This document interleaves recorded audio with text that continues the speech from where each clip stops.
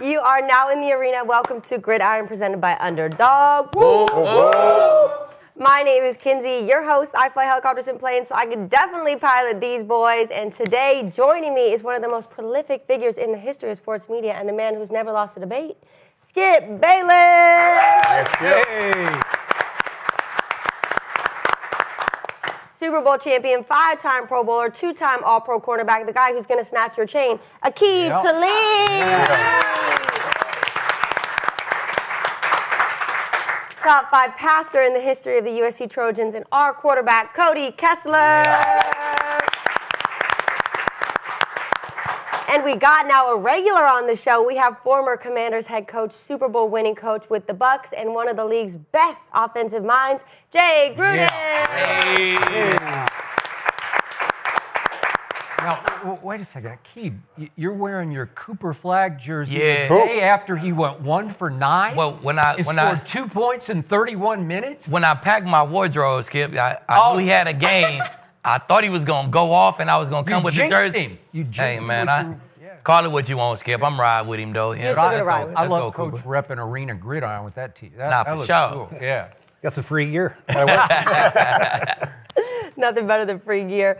All right. Well, this episode is presented by Underdog. If you are new to Underdog, today is the day. You get $100 in bonus entries when you play just $5 with code GRID, win or lose. You can make picks right now in most states, Georgia, Texas, California. So go support the show, claim your bonus, start playing today with code GRID. We also have our Underdog of the week. So I want to take a look at that, because Justin Fields leading the Jets to their first win. Tua with an upset at Atlanta. So, guys, what are you thinking here? Who's your Underdog of the week? I got to know. Quinn Miners. Oh, yeah, because he pancaked some guys. I'm going Quinn Miners, man. He put on this. Anytime a lineman get to get some shine, an old lineman at that, I'm riding with him, man. They don't get enough shine, man. Quinn Miners. I got to go Justin Fields, man. He just got hammered in the media. He had to stand up at the podium. Just take it like a man and go out and deliver a huge win at Cincinnati. Tell his story about crying in the closet. Yeah. Hey, the NFL will humble you, man. Hey, it happens. So I'm going Justin Fields, too. I personally never cried in the closet, but I get it. I get it. Don't lie, Aqib. I got to go Dolphins D, because we have trashed that team on this show again and again. That was impressive, albeit against the Falcons, and we're going to talk about the Falcons. Yeah. All right. Okay, let's see. So we actually have a exciting show. I know I say that every single time, but this one's extra exciting because we are going to have our first special guest. We're going to do a little on-camera interview. So today we are going to be talking about Chiefs, Eagles, Deion Sanders, the Buffalo Bills, and having on later in the show the running back that has taken over Buffalo and went for 216 yards on Sunday, James Cook. So stay tuned for that. But first, we got a lot to talk about. So the Chiefs had a rough start to the season. I was getting a little excited, but now all their weapons are back and starting to believe that we might see Kansas City in the Super Bowl for the 6th time in 7 years. So, Aqib, should the Chiefs be a Super Bowl favorite? Definitely. They the Chiefs, first of all. Anytime it's Big Red and Pat Mahomes, they live in the chip. So how can they not be one of the favorites to be in the chip? Now, when I say favorites, I mean, favorite to be in the chip in the AFC. That's what I'm talking about. The Eagles, the favorite to be in the chip in the NFC. You know what I'm saying? Again? That's. I mean, hey, until somebody knock them off, you got to ride with the champs. But they healthy. They look explosive. Even with the 2 turnovers last night, it was like, I never got worried. You know what I'm saying? They just look real explosive. And the defense, man, I love how the defense is playing right now. That's what's going to get them there. I'm telling you, it's always Patty. It's always Andy Reid, Patty. They get a lot of the shine. But the defense, when they defense is playing good, that's when they win Super Bowls. And their defense is playing fucking good right now. So I think they got to be one of the favorites. Right, Coach? I agree 100%. How can you disagree with that? They've been in the Super Bowl 3 years in a row. I mean, they got the best coach, best quarterback, best 3 technique, best defensive coordinator, one of the best corners, one of the best tight ends of all time. I mean, what else do you want? However, they got some teams to deal with. Your Denver Broncos. I think Buffalo game this week will tell a huge tale on how serious Buffalo is about this competing, and I think they will. I think if there is one weakness on Kansas City, call me crazy, I still think it's their defense a little bit. You look at the game Washington played, Debo drops one right in his face. Zach Ertz has a first down. He's 5 inches short. Yeah. They shot themselves in the foot a little bit too much with Marcus Mariota as a backup. I do think Buffalo will get after him a little bit, but Kansas City for sure is a favorite, no doubt about it. Yeah, I could tell that hurt Aqib a little bit to say because your Broncos are rolling right now. So they're also a favorite. But yeah, the Chiefs are always going to be a favorite to win the Super Bowl. They're playing great football on both sides of the ball right now. Spags has that defense rolling. Coach, I disagree with you a little bit. I think that's the strength of their team right now. They're 4th in total defense. They're 2nd in scoring defense, that they're flying around. They're really good against the pass right now. But the thing that allows them to be so successful is because of the chemistry and the continuity they have on that side of the ball. They have a really, and you know this from Denver, when you were there, they have a really good core group of guys that have spent a lot of time together, and they trust Spags. And that means they can do more on game days, and they can take, the day one install and do day 1A and 1B and do these different things so that when they game plan for an opponent, they're not getting overloaded with the game plan. They can do a lot of different things, and they still execute at a high level. And then on the offensive side of the ball, they're starting to roll right now. They're getting dangerous. They got their weapons back. Run game could be a little better. They're still top 10 in rushing. Patrick Mahomes has been a big part of that. He's had to use his legs a lot this year. But Andy Reid, in my opinion, I know we love McVays and the Shanahans and all the young coaches. Andy Reid is still the best play caller in football right now. He knows how to get the most out of his guys. And watch out, because Patrick Mahomes is playing some high-level football right now. He's playing as good as he has in his entire career. And I know he had the 2 picks last night. The first one was an unbelievable play by Marshawn Lattimore. That was a hell of a play by him. And then the second one, a simple snag route to Travis Kelce, a play skip. We've talked before. We did. We've seen Kelce make 100 times. And this time it just went off his hands. Bobby Wagner made a play on the football. But what he does so well is he's great in the pocket. He's great with his rhythm and timing and all of that. But where he excels and where he's dangerous right now is the way that he improvises and the way that he plays off schedule and gets outside of the pocket and buys time. And Aqib, that's so tough for a DB to have to cover for 7 or 8 seconds, because when the initial play's not there, Mahomes doesn't just throw it away or take a sack or any of that. He's going to buy time, great pocket presence, and then find someone downfield and make a big-time play. The Chiefs are for real. I'm with you. Kinsey, like you said, it's they start out 0-3 or 0-2. And then they win a couple games, and they get to 2-3 and lose to Jacksonville, and it's like, all right, the Chiefs are done. Everyone's feeling good about themselves. Someone else is going to have a shot in the AFC. But sure enough, they turn it on. They remind everybody who they are. They put that story to bed quickly. They've done it multiple times. They've gone to the AFC Championship game 7 years in a row. They've won the AFC West 9 years in a row. You guys know who the last team was to win it, though, besides the Chiefs? That was that man over there in the Broncos back in 2015. But right now, I like what you said, too. NFC. We smacked the shit out the Chiefs. It was... Yeah, that was before Mahomes. Okay, it was before Mahomes, though, man. But since he's taken over, man, they've been the team to beat in the AFC. I think the NFC goes through Philly, but the AFC right now, if you want to get to the Super Bowl, you got to go through Kansas City. Sure. Now wait a second. The Lattimore pick, that was a bad idea. Come on.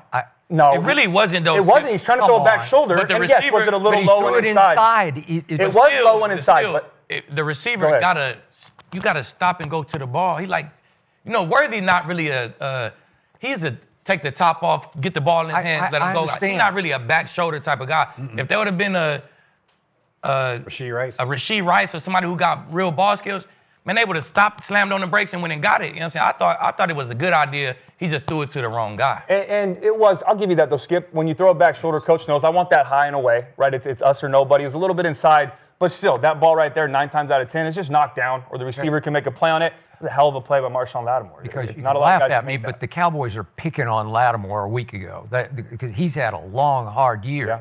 And I think Mahomes is thinking, that's Lattimore. I can just fit this. He made a hell of a play in that moment. Right? Worthy fell down okay. Who catch the damn ball? You're always defending Patrick Mahomes. I know. Can you be the person to? I'm going to do that you. in just a second. First, I got to congratulate Coach, because you said that Dan Quinn would have that team ready to play.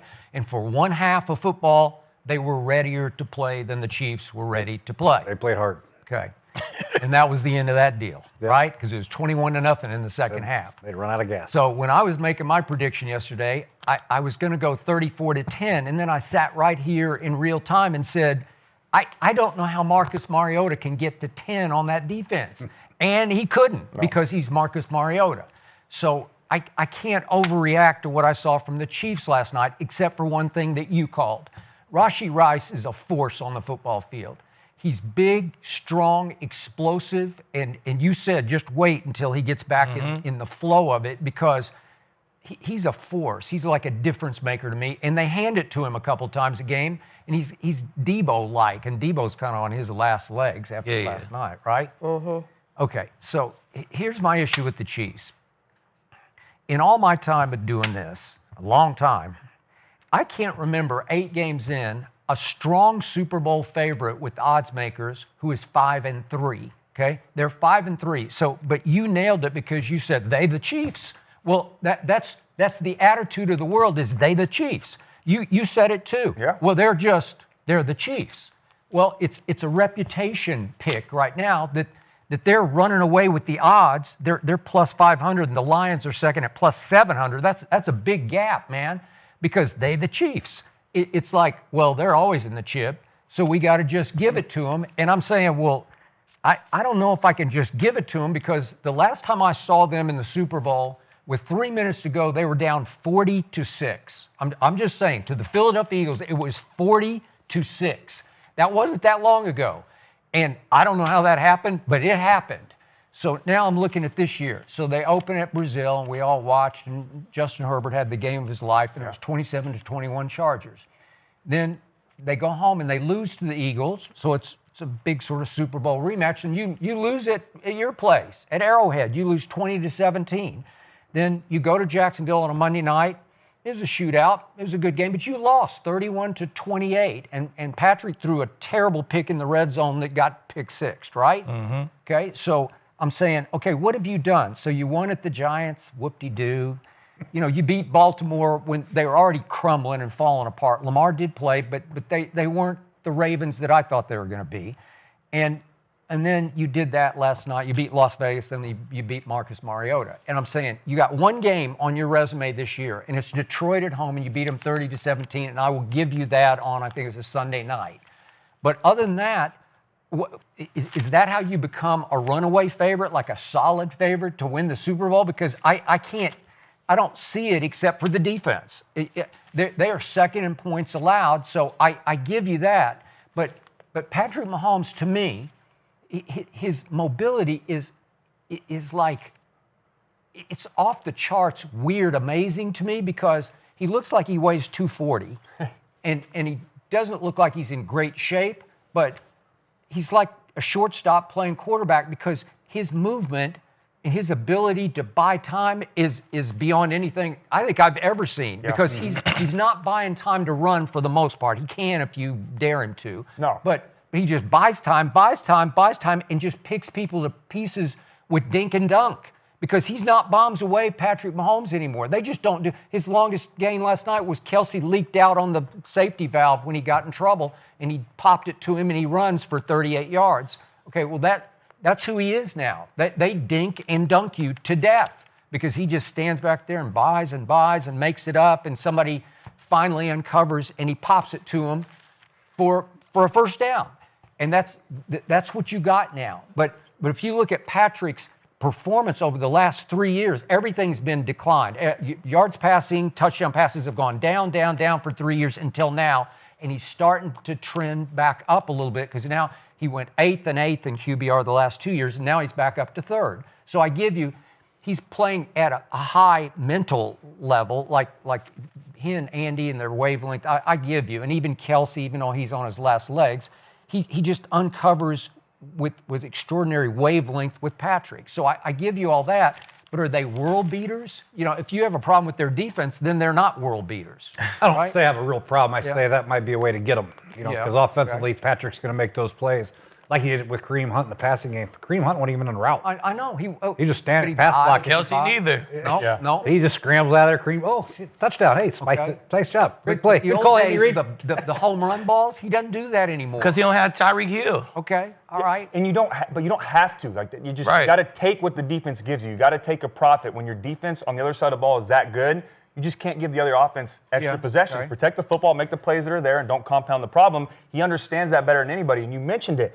When the initial play is not there, they're not dead. He knows how to get to rush lanes. He knows how to buy time. He knows how to get outside the pocket. I think they're more alive than ever because I think they do better off script, you know, where he just off platform. There's not a lot of people in the NFL that can do what that man does when the play breaks down. And that's including Lamar. That's including some of the other guys that can run around. Josh Allen, another guy that's great at improvising. Patrick Mahomes right now is the best by far. And another point, Skip, you mentioned this.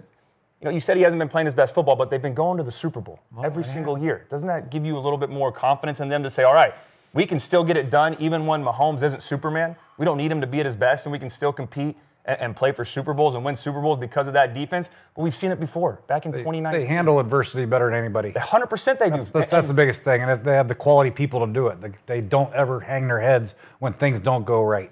It's 7-7 at the half, and Washington's playing their absolute ass off. They are. They go in at halftime. Hey, let's pick it up, fellas. Okay, Boom, here we go. 28-7. Here we go.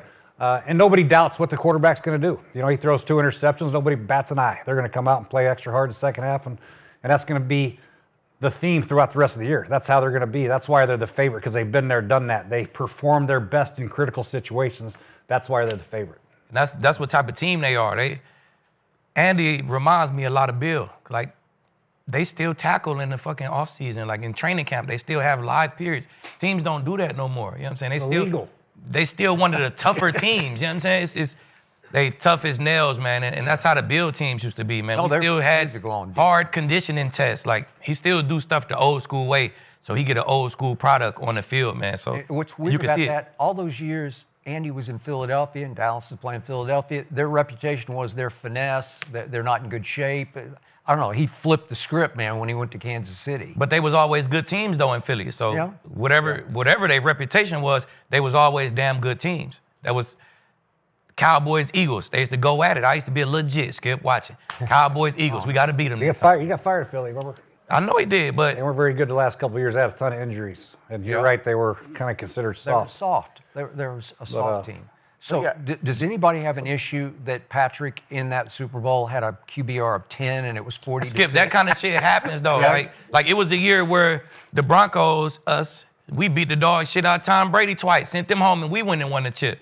So ain't nobody have an issue with Tom Brady that year, right? I don't know that you beat the dog shit out of him. Man, we beat the dog shit out of him. last play. We beat the dog shit out of him. Okay. He got his ass hit 25 times, was slammed on it, beat the dog shit out of him like that. That's what I mean. The AFC Championship was when it was in Denver, right? Yeah. So I mean, didn't it go to the last play? I don't know. I mean, I'm talking about as far as Tom, he got his ass beat that game. You know what I'm saying? He got hit after hit after hit. And, you know, it did go to the last play, but still. You beat the dog shit out of him. Yeah, we beat the dog shit out of him, bro. We whooped on win, man. A win is a win, but we did it twice. We whooped them twice in 1 year. One was the AFC chip. Ain't nobody have a problem with Tom. That year, like, oh, Tom, he's declining. Nah, it shit happens. Yeah. No, and back to your point, though, Skip, with that. The reason they're favorites, even with how slow they've started this year, is because they've done it over and over. I mean, 2019, they start out 4-0. So this is reputation. It's 100%. Reputation. Yes, because of who's at quarterback. 2019, 4-0. Then they go 2-4 the next 6. Man, they're done. They go undefeated the rest of the year and win a Super Bowl. 2021, they start out 3-4, get their ass kicked by Tennessee, 27-3. I remember. Man, they're done. The Chiefs dynasty, it's over. They end up going all the way to the AFC Championship game. And then 2023, the same thing. They start out 7-2, and then they go 2-4 over the next 6. Lose to the Raiders at home. I remember. Ugly loss. Yep. Chiefs are done. What'd they do that year in 2023? They did. They won the Super Bowl. They lost their first 2 games with no wideouts. Okay, so now that matters. Can you give me one impressive game other than Detroit this year that they played, where you said, "Oh, that there it is. That's the Chiefs." Last night against Marcus Mariota. Really? I'm just saying the deep. If we play Marcus Mariota, what are we supposed to do? Just make sure he doesn't bolt the pocket. Make sure he gets 7 points. That's all you get. Yeah. 7 points is your maximum. We give him 7 points. Like, we beat the dog shit out of him. Yeah. That's what we supposed to do. Well, last week they had a good game too, right? Yeah. Last week against the Raiders? Talking about the Raiders? Yeah. They beat the dog shit out of them, 31-0. Like, well, they were impressive. Okay. I mean, it was impressive. Hey, good teams. I said this about the That's Colts, what they and I got do. some shit for it, but good teams are supposed to dominate the games they're supposed to win. You don't pick who you play, you control how you play. And if you're playing the Raiders, you better beat them convincingly, and that's what they're doing right now. Okay, so now I got to get you guys' take on this one. So my guy Troy Aikman says, during the telecast last night, nobody has ever seen the field better than Patrick Mahomes sees the field. And if memory serves, that guy you beat the dog shit out of twice, he was pretty good. That Brady guy, didn't he play quarterback? I think he played quarterback. Who? I don't remember it. But he ain't extend the plays like Patrick. I remember I seen Patrick Mahomes' very first game, Skip. The Chiefs was already in the playoffs. All right, Alex Smith gonna chill. We gonna let Patrick spin. I remember it. And the Broncos was on some. It was actually Vance Joseph. We going to split time. We was already out of there. We going to split time with the young guys and the vets. Yep. I told him, hey, Vance, hey, leave, don't do that shit. I'll play the first 2 series, then I'm out. I ain't going to keep switching and switching. I'm too old for that shit. So, I put my coat on, had a nice sideline view of Patrick Mahomes, bro. Okay, yeah. He was born. I seen it that day. He was a star. Me and Chris Harris sat on the sideline and said, he a fucking star. Because he played in that game the same way he played right now. Ran around, made shit happen, threw the ball downfield, saw the field amazing. So, Troy not lying, bro. Troy not lying. It's crazy. So you're okay because you played with Tom Brady, and you say Patrick sees the field better than Tom Brady saw the football field. I know Tom's more read and read. Yeah, Tom more. I see the defense, and I know where I'm going right now. Yeah. I don't know if that's really seeing the field. He see what the fuck I'm gonna do better than Patrick. But Patrick see the field. He gonna hold the ball, come here, whoop, throw to his check down, throw it deep. Like hell yeah, I'm good with that. Okay, so Tom was better pre-snap than Tom was better, much better pre-snap. That's why, he probably can get better pre-snap. That's why he hold the ball and have to create so much. Maybe that's what he need to work on is getting better pre-snap so you can get a little bit of that Tom Brady in your game, and then we really going to be in fucking trouble. Yeah, because everybody always condemns the Kansas City offensive line. Oh, Mahomes isn't protected. No, he waits and he waits and he waits, and he moves here and he moves back, and then he spins and he creates. I don't know how long you can hold your blocks, man. At some point, it's not your fault. Well, they're not condemning them too much. They just won the AFC 7 times in a row. Yeah. They live in the chip. Like, I mean, he does throw some. He does throw some on time. It's not he's been a lot better this year too. He does. And you said it perfect. I was with Tom in 2019 in New England. That was a perfect explanation of that. He is so good. He knew the defense better than he knew his own offense. He knew what you were going to do, and he knew pre-snap, this is the picture. I'm going to confirm post-snap, and I'm going to get the ball out on time, and I know where my big plays are, I know where my alerts are, I know where my checks are, all of that. Patrick Mahomes, too, and when you watch him, sometimes that's on purpose. And I'm not speaking for him, but it looks like it's on purpose to where I'm going to hold the ball and set something up a couple times and not throw the underneath route and see what you do.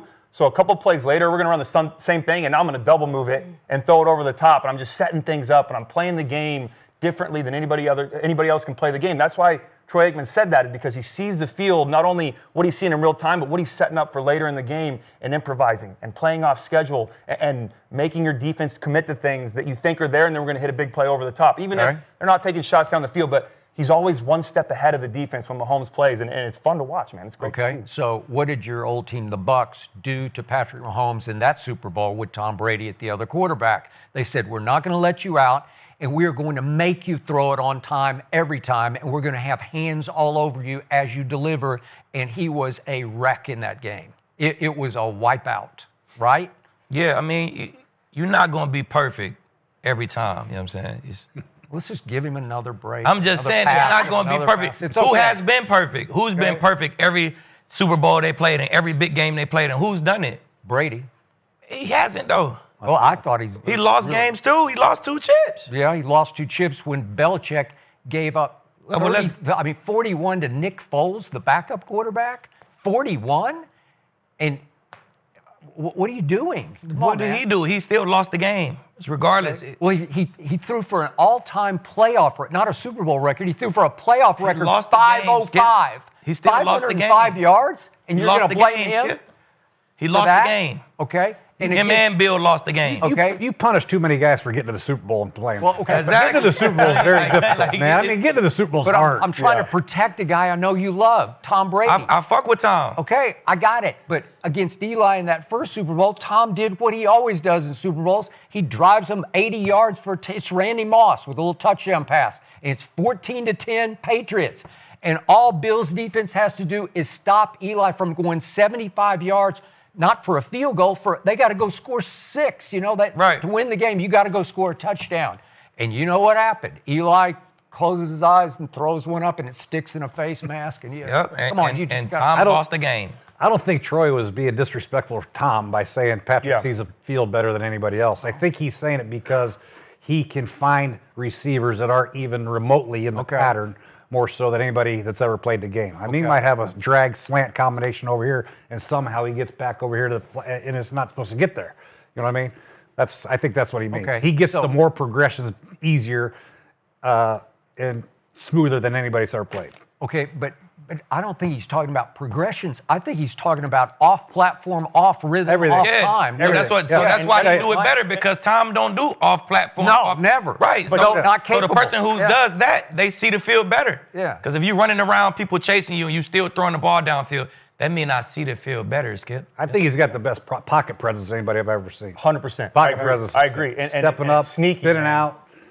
I mean, But that was my point earlier too. Was okay, maybe there are times that the underneath route is there and he can take it, but he knows if I throw that, we're getting 3 yards. But I have a lane to the right. I can roll out. I know that Rashee Rice is going to break contain, work the scramble drill, and then have a bigger play. Right. I know. That's where he sees the field better. Like Kareem Hunt on the touchdown. Like you said, he's not even in the He was blocking. pattern. He was blocking. Same with What? Kelsey. Kelsey was blocking. Blocking the edge, late release. Seen him in trouble. Just, I late release. promise you, he might have had something down the field. Maybe it's there. Saw the corner and DB fall off. Okay, I'm going to wait. Act like I'm going somewhere. I'm going to find Kelsey for a big play. Right, Like, but he's what one gets step me ahead. is when I see Patrick in his civvy clothes, he's got a dad bod, and it doesn't look like he could do that. So Kinsey, Okay. Skip hate Patrick Mahomes, right? No, I don't hate him. I'm Do just. we gotta say that?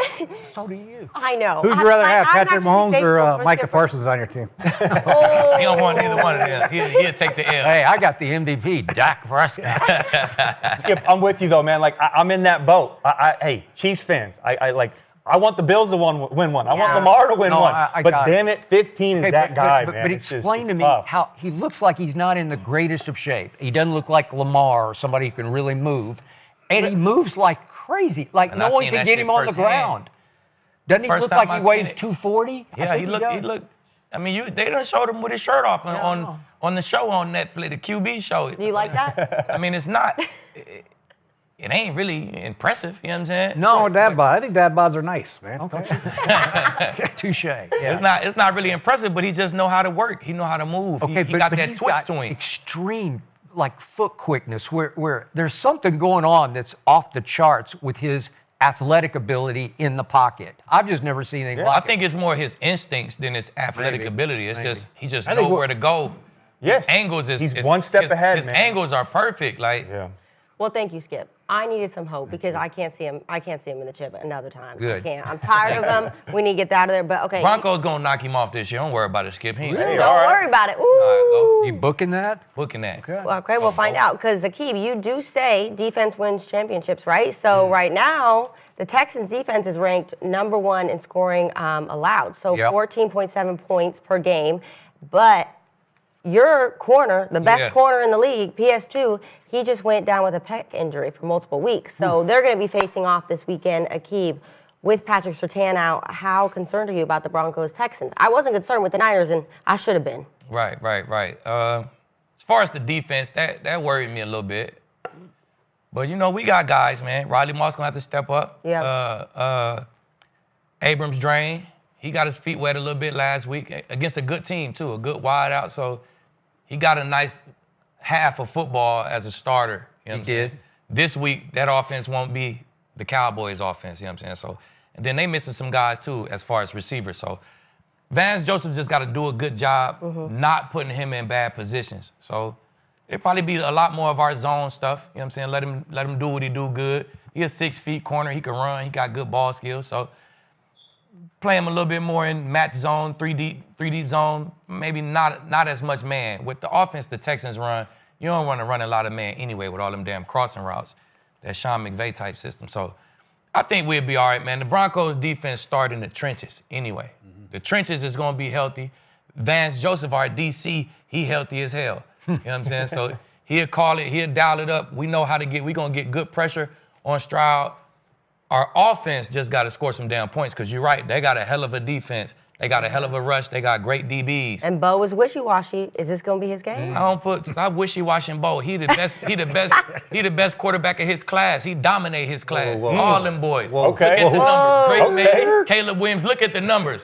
Bo dominate them boys in his class. So he ain't no wishy-washy. All he did was get to the league, take his team to the playoffs, and now his team looking like one of the best teams in the AFC. Jade was in the NFC Championship last year. Just want to let you know that. Well, I'm just saying. That's good. Yep. Where is he now? He's sophomore slumping. No, he had his little hamstring. That's Got some slumping. injuries. He'll be all right. He'll be all right. Injuries is part of sophomore slumping. Where's Bo? Bo's available. Bo's starting every game. Bo take care of his body. in the offseason, so that's why he's available. You know what I'm saying? Injuries happen, you know that. Yeah, they do. Yeah, they do. To guys who but don't you're take care of their body. you're not taking Bo over Jaden Daniels. You're not. And I'm taking Bo. Let's look at the numbers.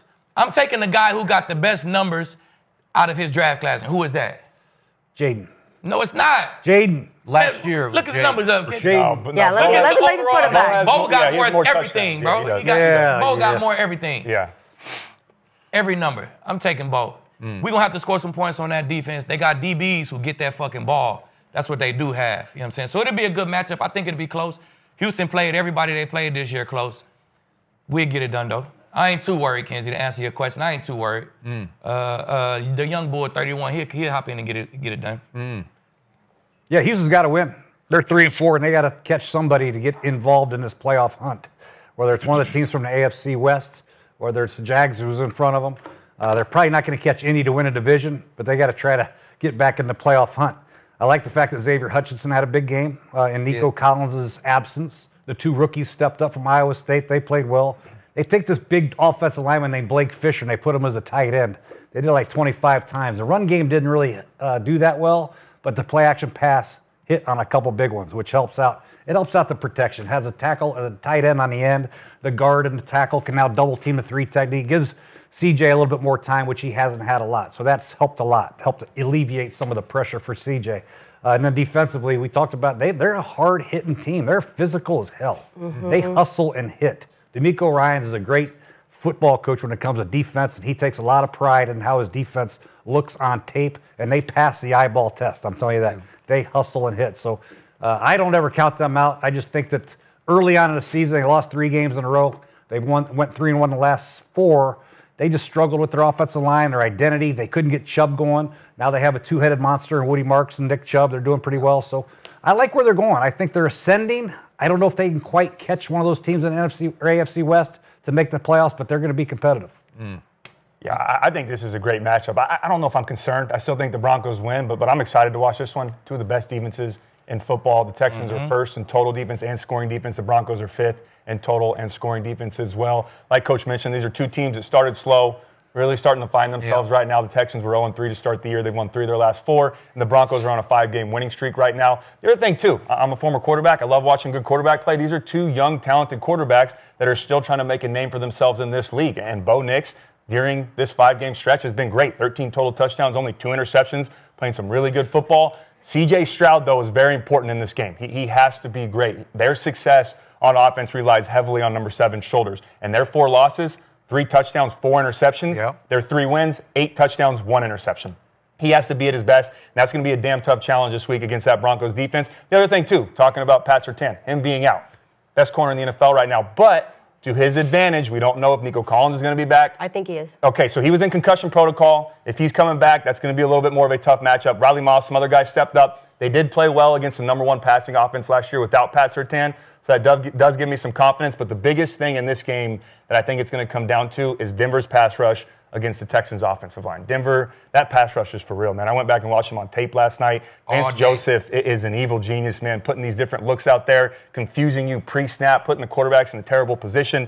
36 sacks already this year. And it's not just one guy. It's multiple guys that can do it. And that makes it tough for an opposing offense coach, because you go into a game plan, and if you got a Micah Parsons or you got a Myles Garrett, I know, all right, I'm going to focus on this one guy. He just can't hurt us. But when you got multiple guys, Nick Caley is going to have to be at his best this week. He really is. You're going to have to get quick game going, get some screams early to frustrate that pass rush. You're going to have to chip with your running backs, chip with your tight ends, bring in an extra offensive lineman like you said, Coach. Also, move the pocket a little bit. Don't let C.J. Stroud just go 5, 7-step drops, sit in the middle back there, and let the pass rush get home. Get some play action, get on the edge, get some quick game, or get some sprint outs. Get them outside of the pocket. Keep that defense constantly guessing. But with all of that, even if the Texans are at their best, and I think they're getting better, the Broncos are for real. I still don't think they can get a win in this game. I've got Denver winning.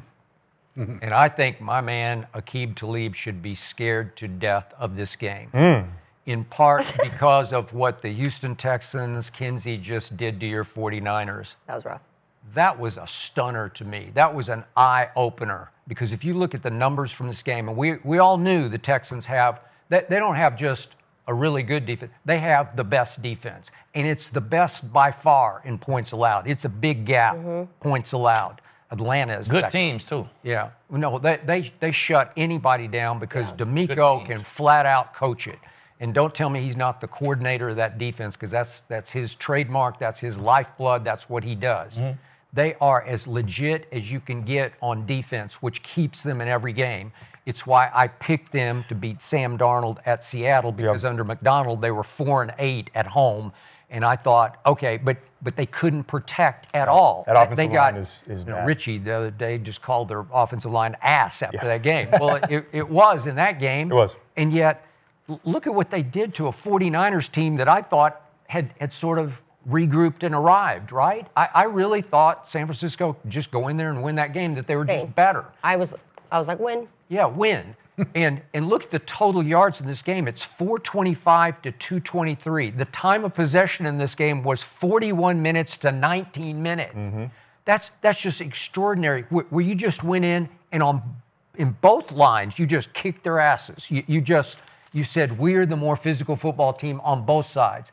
And CJ, without Nico Collins, he's in the concussion protocol, and he might be back for this game. So he's the big stud, as you know. Yeah. But those three kids, they're all from Iowa State, which is weird, but all three of them, he's just picking you to pieces with these three kids. Crossing routes. And two of them are rookies, but they're pretty high picks, and one was a 6th-round pick 3 years ago, Hutchinson. Yep.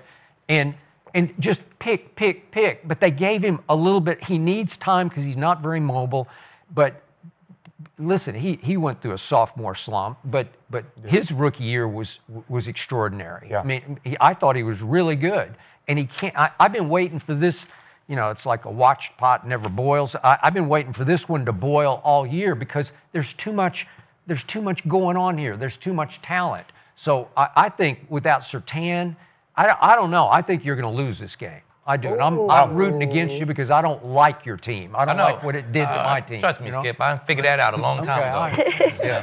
It's all good, though, Skip. The only difference with that, though, Skip, and they played good against the 49ers, but they didn't have Nick Bosa. And they don't have Fred Warner. They're missing some pass rushers. They don't have any receivers. That's Seattle. Yeah, they don't have. We won't be here all night. Down the line. They had 3 D linemen go down in that game. In that game, look, the injuries finally caught up with San Fran, and it looked real good for the Texans. But we only missing Surtain. That's it. Yeah, and Seattle's front seven and Denver's front seven is significantly better than what the 49ers have right now. I know they're not healthy, but that's why I say that's going to be the biggest matchup in this game. And you can't just go off that 49ers game and say, all right, well, they fixed their offensive line. It's going to be a long game for C.J. Stroud. And I got to tell you, early on against my Dallas Cowboys, Bo Nix looked wishy, and then he looked washy to me. That's what he looked like. You're talking about his first 2 passes. Yeah, his first 2 passes.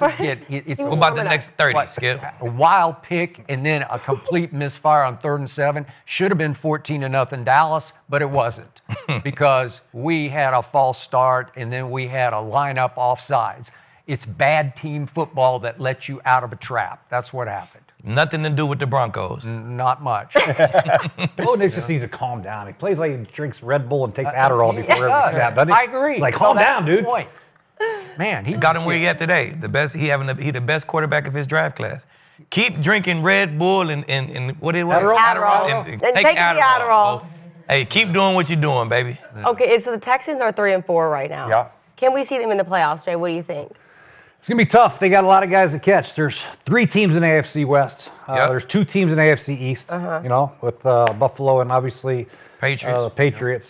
Then you're hoping only one goes from the AFC North, right? And then they're not going to catch Indy, so they got to catch one of the teams from either the Chargers or the Broncos or the Chiefs. They got to catch one of those 2. Yeah, and by the way, when I'm looking at these Super Bowl odds, Kansas City runaway favorite, I have to go way down the list to find the Denver Broncos. They're 8th. So Las Vegas doesn't like you. That's probably how they had us, too, when we won it. We probably was like 7 for 8. I can't believe they're 8th. I figured we was down there, too, Skip. So, hey, pick up, man. Win some money. 5th, 6th. Win some money, man. 13th, 14th. Put about 8,000 on us. Pick up a nice little chunk.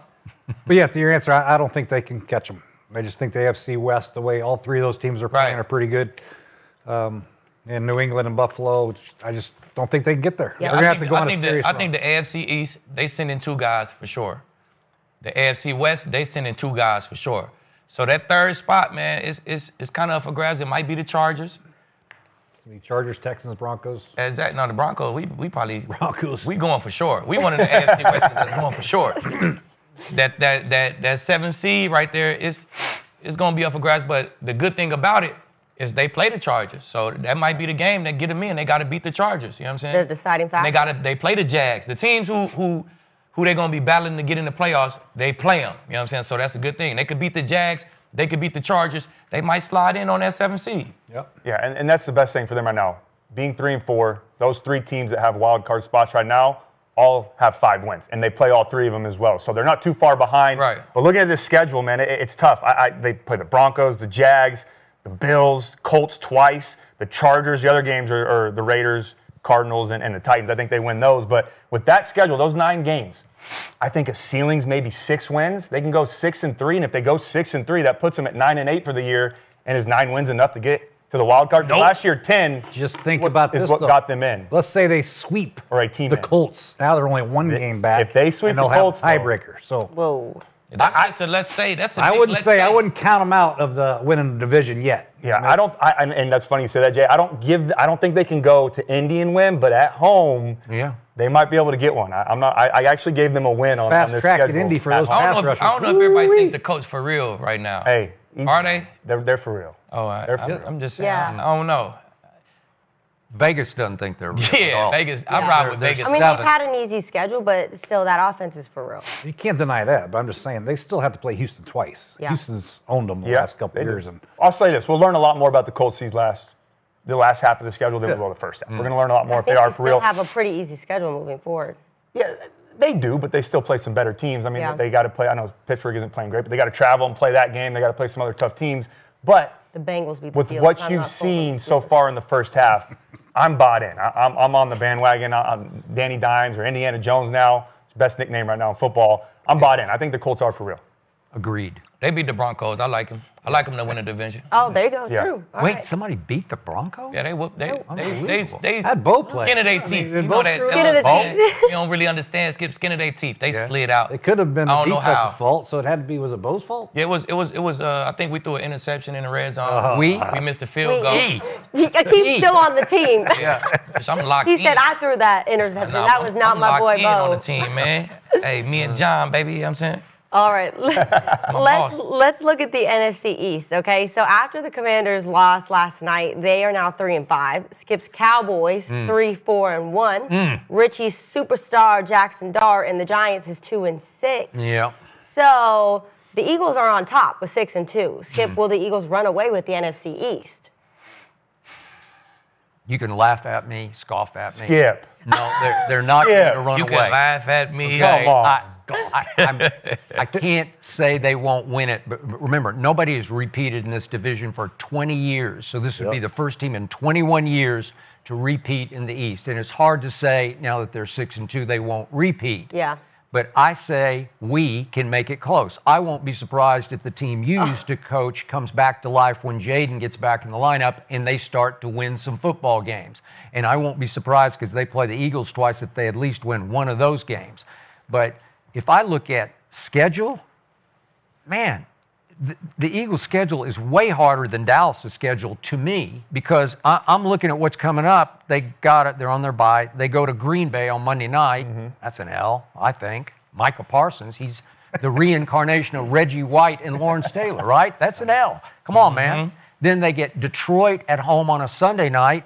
Detroit's really, you picked them to win the conference, right? You give them an L for that, too. Okay, give them an L. All right, then they go to Dallas. I've said from the start, we play the hell out of them. Every time we play them, we should have beaten them on opening Thursday night. We'll beat them at home. Okay, there's another. What if they've lost 3 in a row? And then you look back at the last 2 and you say, oh, they went to Minnesota and beat Carson Wentz? It's just, I just put an asterisk beside it. I disqualify. It's Carson Wentz. Everybody beats Carson Wentz. And then they beat the Giants at home on Sunday when Scatterboo goes down and the life and heart goes out of the Giants. I'm not giving you a big plus for that, like, oh, you look sensational in that game. They still have some A.J. Brown issue going on, And then to go down their schedule, they have to go to the Chargers on a Monday night. I don't think that's a cakewalk game. That's another L. Okay, all right, there's another L. For that one, Skip. All right, and then I said at Washington, I'm going L on that one, and then at Buffalo in December, late December. They're just that's another L. lose. Okay. They're going to lose all the rest of their games. They're not making the playoffs now. Shit. All right, they're coming back, they're coming back, they're coming back, they're coming back. I'll still say they win the division. I picked them before the year to win the conference and go to the Super Bowl again. But I think it's going to go to the wire because we're going to be right on their tail before this is over. That's just me. And we are going to be a wild card team. Well, I think the Eagles is going to run away with it because we got a sophomore slump in Washington. Oh. We got a trash-ass defense in Dallas. And we got Jackson Dart in New York, you know what I'm saying, with no Scatterbo, you know what I'm saying, and the injury bug. So I don't think it's going to be too tough. If they go 500 in their later part of their schedule, they're still going to win a division. And the NFC the NFC East sending one team this year, so they're going to be in the playoffs. Whoever win a division going to be in the playoffs, and that's that. It'll be easy work. So you got Philly going 15-2, is that right? No, I got them going. Maybe He's got them go 15-2. You got to go 6-11. Yeah. maybe not 15. I say they're going to be somewhere between that, and I think it will be a little closer than everybody thinks in the world. Thank you. Why? Because Dallas has great quarterback play. They have great weapons on offense. They can beat anybody on a given day if their defense can just step up and tackle somebody, get a couple turnovers. Just play sound fucking football. Thank you. Like they've been doing, right? Let's get Eberflus going. Maybe send a damn nickel or something like that, huh? Damn Eberflus. Man. And then Washington, whenever you put this guy back at quarterback, I'm just telling you, this is a different team. He's a different human being. He's good. He brings everybody's play up to a level where he's at. And everybody believes that they can win when he's playing. I know they're only 3-5 right now. They got a tough schedule.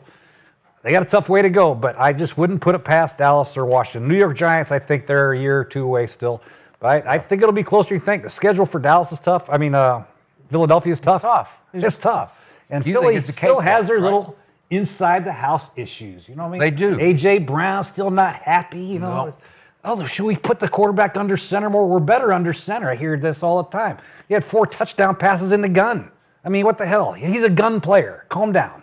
Now they got questions. Offensive coordinators drawing up his game plan. Oh, I got to go under center because these guys on ESPN said I got to go under center. Mm-hmm. Or should I go in gun because Jalen likes the gun better? I got to get the ball to A.J. Brown. He's not listening to the guy. Jay, did you ever listen to that shit when they would say stuff on his? Jay I made him turn that shit off in the locker room. But he think the Eagles OC is listening to that shit. Now he went under center because that's what made sense. He went under center. They got 150 rushing. It worked. Yeah. You know what I'm saying? So what you mean? You realize the Giants were 30th in rushing defense. I realize the Giants is fucking ass. Trust me.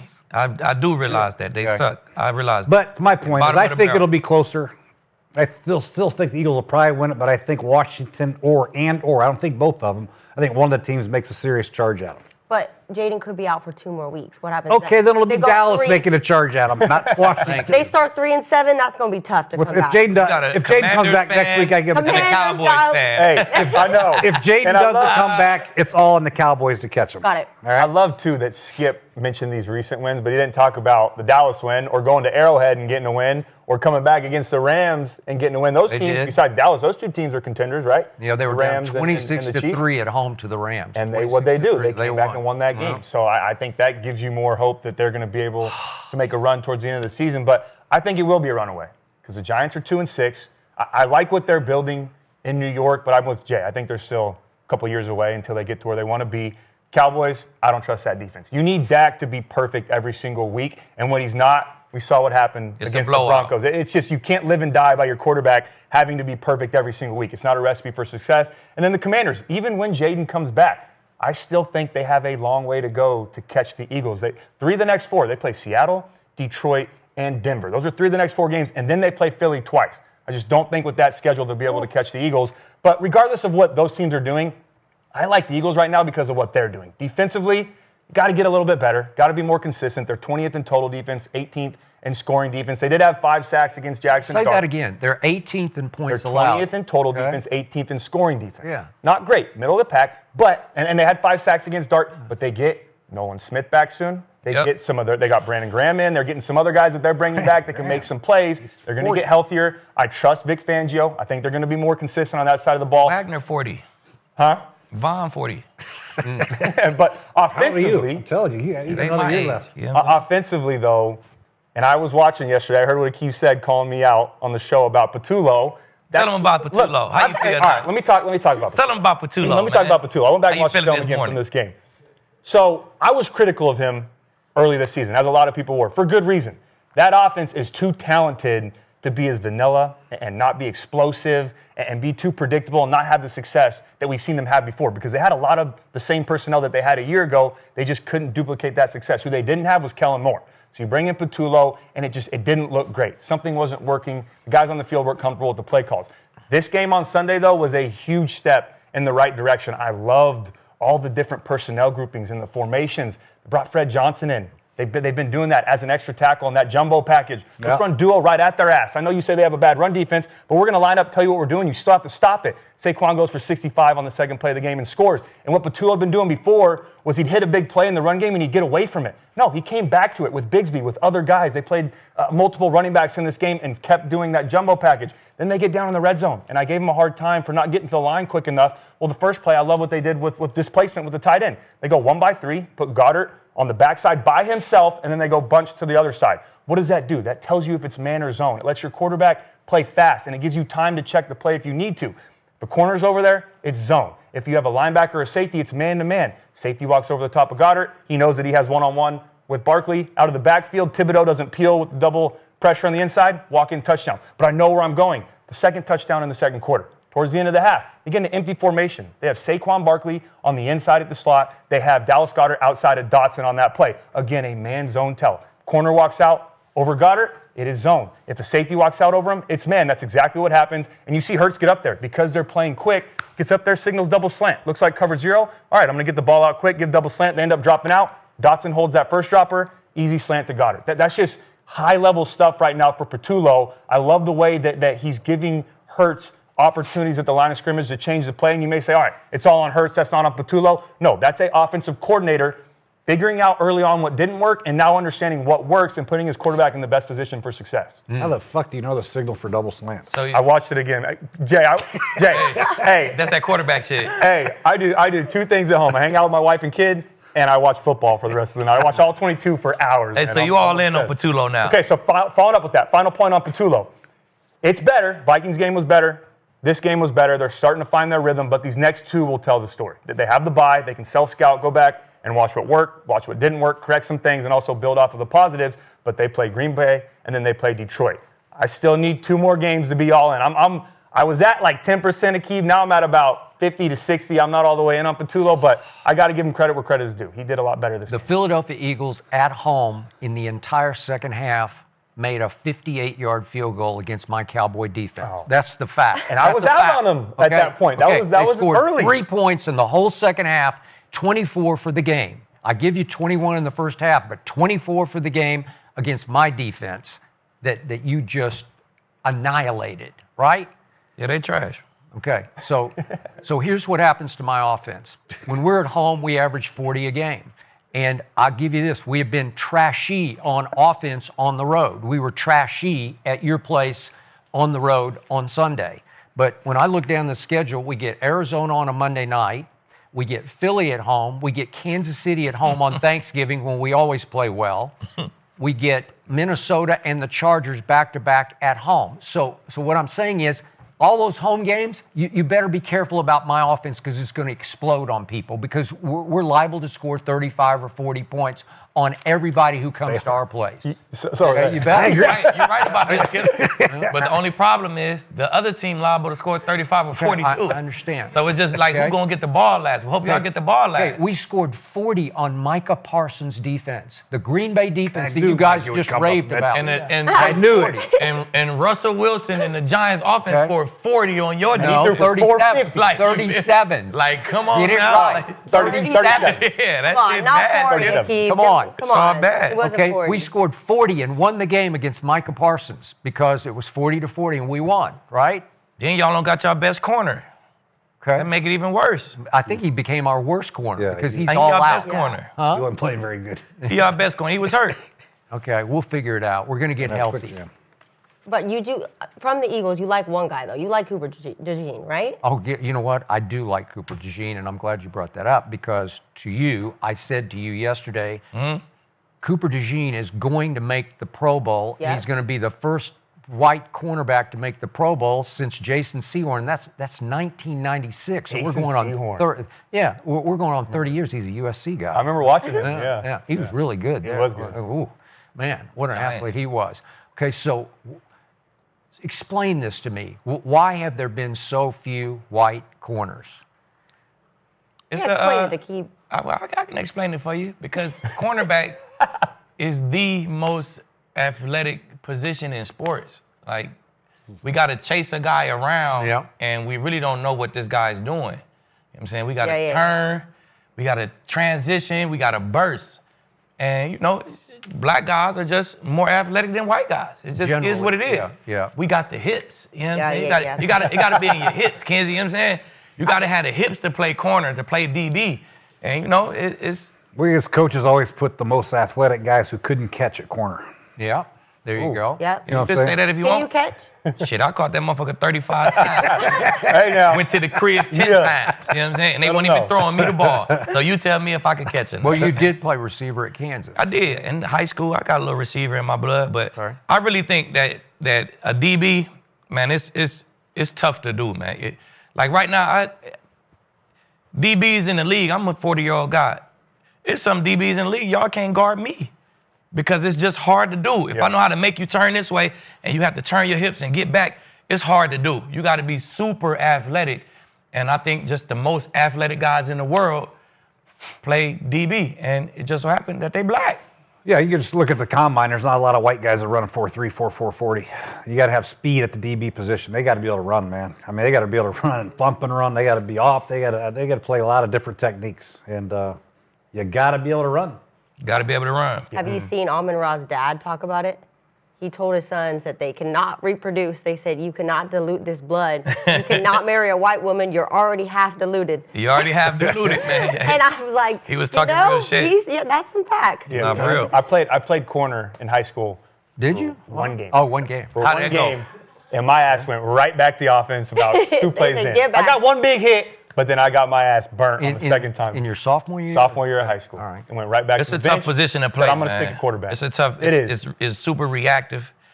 And I don't think DBs get enough credit for like the acceleration, bro. Yeah. We have to turn this way and we got to really accelerate, especially if you want to come out with 35 picks, 10 tugs like Lee. Yeah. You know what I'm saying? You got to really have some acceleration and your angles got to be great. You got to be able to run. You said it, Coach. You got to be able to run. And you got to be able to. Your ball skills are ridiculous. There's not many DBs like ball skills like you. You see DBs running like Lattimore finally got a pick, but he's running in pass interference. And he is. Not saying he has bad ball skills, but not many solid. guys have elite ball skills. That's very rare to find a defensive back that can run, bump and run, and have elite ball skills. You know, that's why the best of all time guys like Prime Time and you and these guys take the ball away. It's very hard to find a guy that can cover and take the ball away. Yeah, and to your point, I don't think you're giving enough credit to the mental side of it, too. Like, I remember playing some really good DBs. Yeah, athleticism, reaction time, all of that. I mean, you got to be that smart. No, you got to. You got to know. Coach, you got to know. You're playing nickel or you're playing safety. You got to know concepts. Nah. I mean, if I'm a receiver and at the hash and I'm way outside the hash or outside the numbers, okay, 80% I think he's going inside, and then I know that I can play the side. Like, there's the mental side of it as well. Yeah. At least 18. Cover that dude. At least 18 out of the 35 picks I got, I knew exactly what they was coming. Exactly. At least 18. Yeah. And I was at Kansas. We had Donnie and Ronnie Amati. Some African skip. I'm talking about 4.2s. Yeah. I'm talking about 50-inch verticals. Yep. Conditioning. They 30 yards in front of air. Machines. Couldn't play corner to save their fucking life. They was the most athletic guys in the world. So it ain't just how athletic you are. You got to have something upstairs. You got to have some instincts. You got to know the game. You got to have good angles. So what positions did they wind up playing? They was cornerbacks, but they just couldn't play. By the time I got there, I was a freshman. I was in front of them boys like that. Okay. Hey, y'all, shout out. Y'all got to go sit down. Shout out Cooper DeJean, though, Riley Moss. Nah, them boys can play. Maybe that'll give some of the guys some hope. I'm telling you, you look at Riley Moss, man, Cooper DeJean, they athletic like black guys. Like Riley Moss is super athletic, man. You see him play the way he move like a black guy. That's why he could play fucking star corner. So, I mean, it's not saying white guys not athletic, but... No, you can say it. You can say it. It's just levels to it. That's all. And you don't have to be like a 4-3 guy to play corner either. The best, Josh Norman ran 4.55. Richard Sherman is one of the best of all time. He's probably 4.6, right? Mm-hmm. Yeah, but he played receiver at Stanford. But he still had great hips. He could turn length, anticipation, like you're talking about. Change direction and burst. But Richard's long and strong, man. Exactly. He's 6'3", Long. Yeah. I'm glad you brought up Jason Sehorn, though, man. I remember watching him. 8 years in New York, 1 year with the Rams, 430 tackles. I think he had 19 picks, 10 forced fumbles. He had 85 pass breakups too over his career, 20 in 1 year. So that was memory lane right there. I remember watching Jason Sehorn. You know Dennis Thurman, who used to coach at USC. Yeah. For Rex Ryan and everybody else. He called me one day from USC when he was an assistant. He said, "You got to see Jason Sehorn play basketball." He said he can slam it every way you want to slam it, but he was bigger. He was 6'2", 220. Yeah, he's a big guy. Yeah, big, strong corner. All right, so, and I want to second your emotion about him, because I started talking on First Take about you when you were at Kansas, because every time I turn on the TV, you're where the football is, and you can't teach it, you can't coach it, just ball hawk, all-time ball hawk. So that's beyond athletic ability. That's just gift, man. That's just like, thank you, God, for that knack or whatever that instinct is, but still very athletic. But think about Cooper DeJean. Okay, so he grows up in a little farm town of 920 people in Iowa. Okay, what are the odds he's going to go from there to be a Pro Bowl corner in the National Football League? It's like 1 billion to 1 shot to me. So he plays quarterback in high school. And go look at the numbers. They're just ridiculous numbers because nobody could stop him. He's playing smaller school football. Great athlete. And he's just running wild. He did it throwing and running, and he was the Adidas National Player of the Year as a quarterback his senior year in Podunk, Iowa. No offense to what's it called, Odebolt. I don't know. 920 people, but Odebolt, Iowa, and then he goes to the University of Iowa, and the rest starts to be history because they immediately say, no, you got to play corner. We don't want you to play quarterback because he probably didn't throw it that well, and he's off to the races, and I look at Iowa, and Riley Moss, also small town. He's like a suburb of Des Moines, for what that's worth. But he goes to Iowa, and now he's a starting corner in the National Football League. And we haven't seen very many of those over the last 30 years. So Cooper DeJean is 6'1", 6 feet. They say 205. So he's still got stature to him and ran 4.4. So pretty rare, but extremely athletic to me. And if you had that draft and did it over, he was a high pick in the second round, and obviously Quinyon Mitchell went 23rd overall. So Howie Roseman goes back-to-back, bang, bang, and gets the 2 best corners in the draft and just changes life in Philadelphia. But if you redrafted that, I'll bet you Cooper DeJean goes in the top 15 in that draft. I think so, because you just can't find that. I know Cooper DeJean, he get a lot of credit, right? But I really think he is like a slot guy. He is safety / nickel guy to me. If I'm being honest, Riley Moss is better outside than him. I would if I had to start one of them at outside corner, I'm probably gonna start Riley Moss. He can cover better than him. You know what I'm saying? Even in base, you see Cooper DeJean. I seen him guarding Jettas, and Jettas just left him on the spot right there. He ran a slant and kind of just left him right there. And I'm just like, it's good. You're a great tackler. You got great instincts, but it's more of a slot / safety kind of guy to me. So if I'm being honest, Riley Moss really is better at outside corner than Cooper DeJean. Orange again over there. I'm just telling you the truth. Right? You watch the tape. You probably don't watch the corners as much, but I'm telling you, man, the Riley Moss man coverage is crazy, bro. Yeah, and it's crazy. Well, Riley Moss is in a tough spot too because he's opposite. He get all the targets. So he's gonna get all the targets. Yeah. Bro, his man coverage is crazy. I'm telling you that. Well, I want to talk about another cornerback that was one of the greatest of all times, but not because of him playing. So this weekend, Deion Sanders and his Buffaloes were handed their worst loss in the Deion era.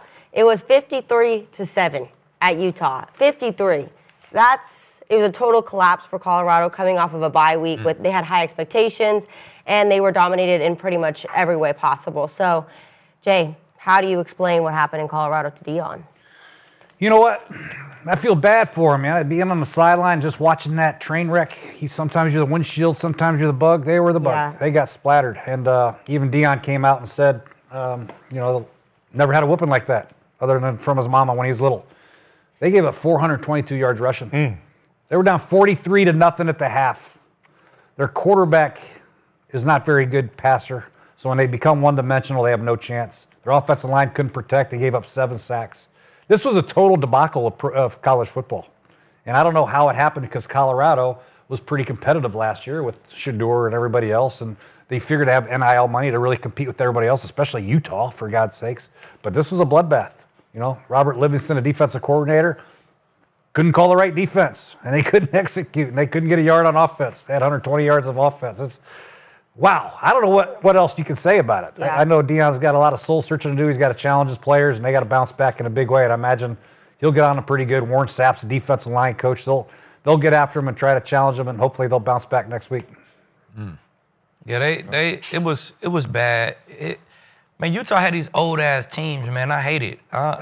They lightweight cheating a little bit, man. They come with these old ass fucking Garrett Bowles type guys. Garrett Bowles coming in the league here, rookie, fucking 25. Like, their whole team is full of these guys who go do the retreats and shit. And it's grown ass men, like, you know what I'm saying? And they look like grown ass men playing Colorado. They just was way more physical to me. They out physical them boys, man. Rushed for 400. It was crazy.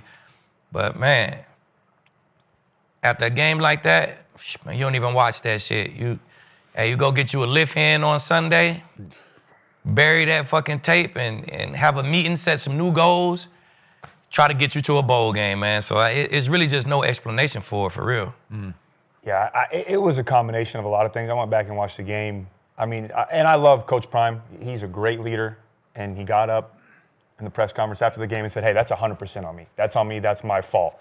There is some truth to that when you're a coach and you get outplayed and outcoached like that, but that's not 100% the case in this game. That came down to the guys that Utah had and the guys that Colorado has right now, or that they don't have yet. And they were dominated in the trenches, 420 dominated, yards bro. It of looked rushing. like little babies. I mean, they no penetration, no gap integrity. They were getting just washed down the line. They were getting blown 3 or 4 yards off the ball. Not even double teams, Jay. Nah. He had one-on-one blocks, and guys were getting blown about 4 or 5 yards off the line. It's just tough. Kyle Whittingham, though, he's been there for a long time. He's recruited guys. He's developed guys. He has guys that are staples on his team. He knows what Utah football looks like. Coach Prime hasn't had the time to do that yet, especially on offense. They've got to get some things figured out. Like you mentioned, they gave up 7 sacks. They only have 38 yards rushing, Coach. 38 yards rushing the entire game, and their quarterback play was bad. They were 3 of 16 on 3rd down. You're not going to win a lot of games like that, but they have to get the quarterback situation figured out. Yeah. This team is nowhere near the same without Shador Sanders, and it just shows you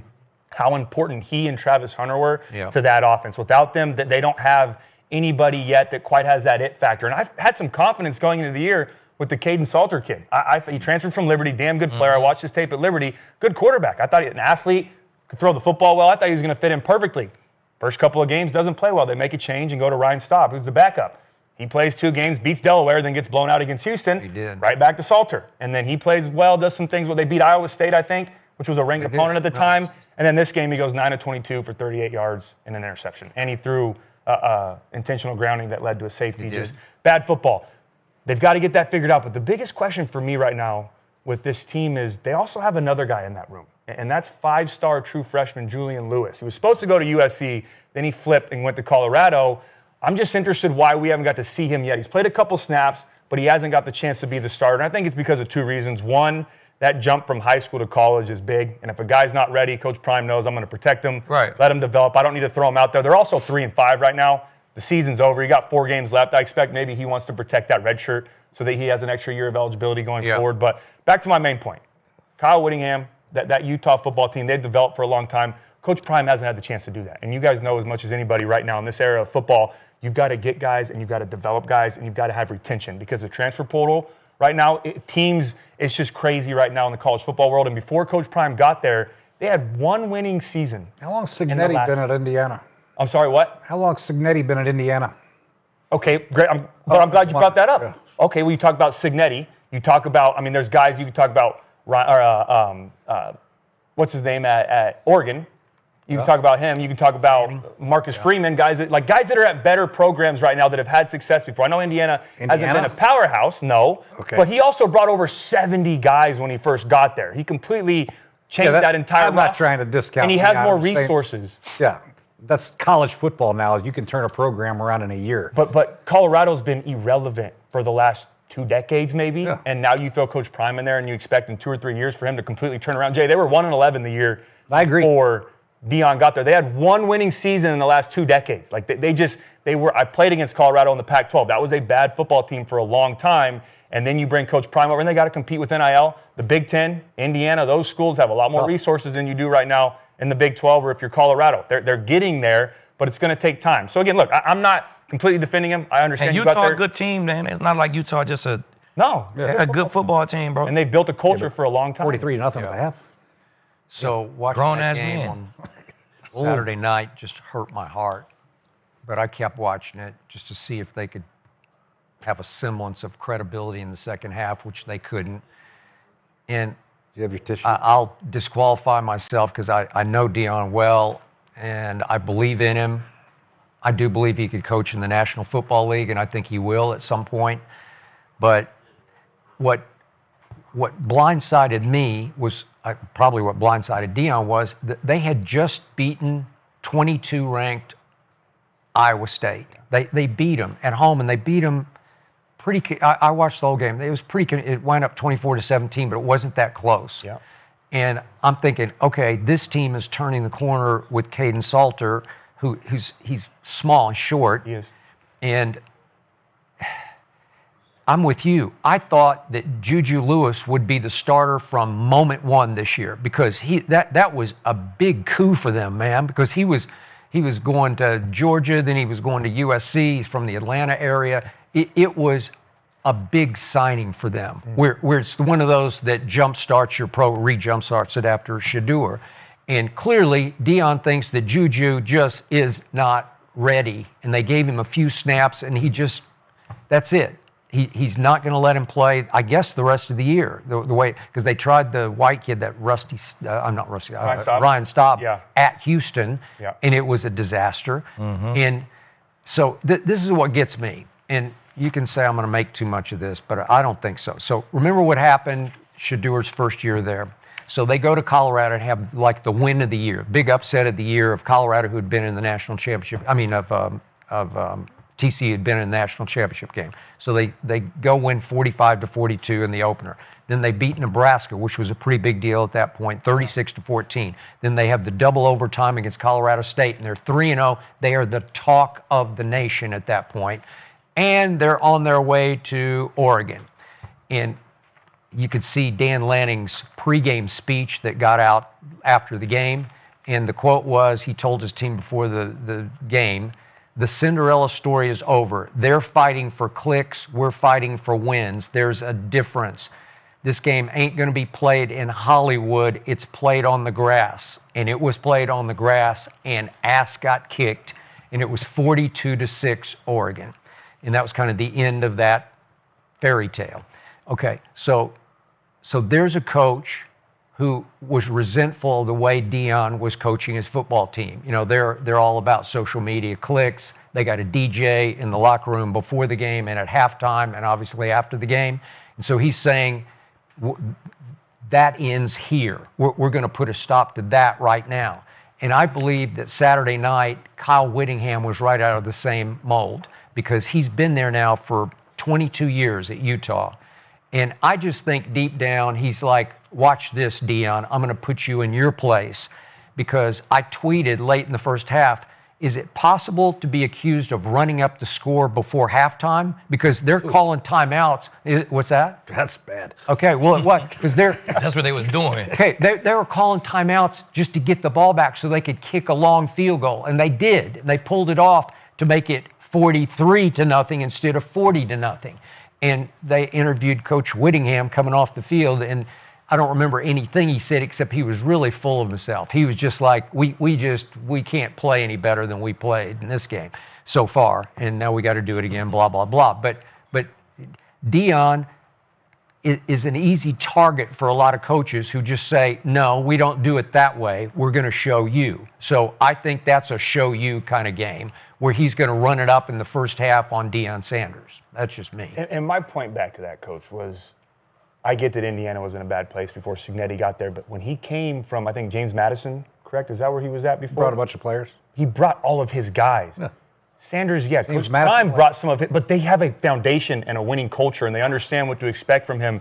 Coach Prime, yeah, he got some good guys in the transfer portal. He brought over Shador, he brought over Travis Hunter, but it takes time to build a winning culture at a place that hasn't won in a long time and doesn't have the resources available to them to win. I agree with you 100%. I just think this day and age in college football is going to be like that every year. I mean, no you're going to have 25, 30, 40 new guys every year. Yeah, but you got to get a quarterback. That's what Prime got. He had a quarterback because it was his son. Yeah. So I got a top quarterback in the nation because he ain't going nowhere but with me. Now Prime got to get a quarterback. Now the top quarterbacks in the country, it's hard to get them to come to Colorado opposed to Alabama. Colorado opposed to. Yeah. But maybe he doesn't have the money. If he do got the money, you think Ohio State can't show you more? Yeah. Or Oregon, they gonna show you Oregon. What Prime giving you? 3.5. We give you 4.5. Yeah. Like, you know what I'm saying, it's just bidding wars at this point. So he got to find a quarterback. It's a quarterback-driven league. Once he find another quarterback, he gonna be right back in the show. I think he's the top-ranked recruit in the country. The quarterback. Yeah. He thought he found him, but evidently, he got a 5-star. Yeah, he was 5-star. It's not it because.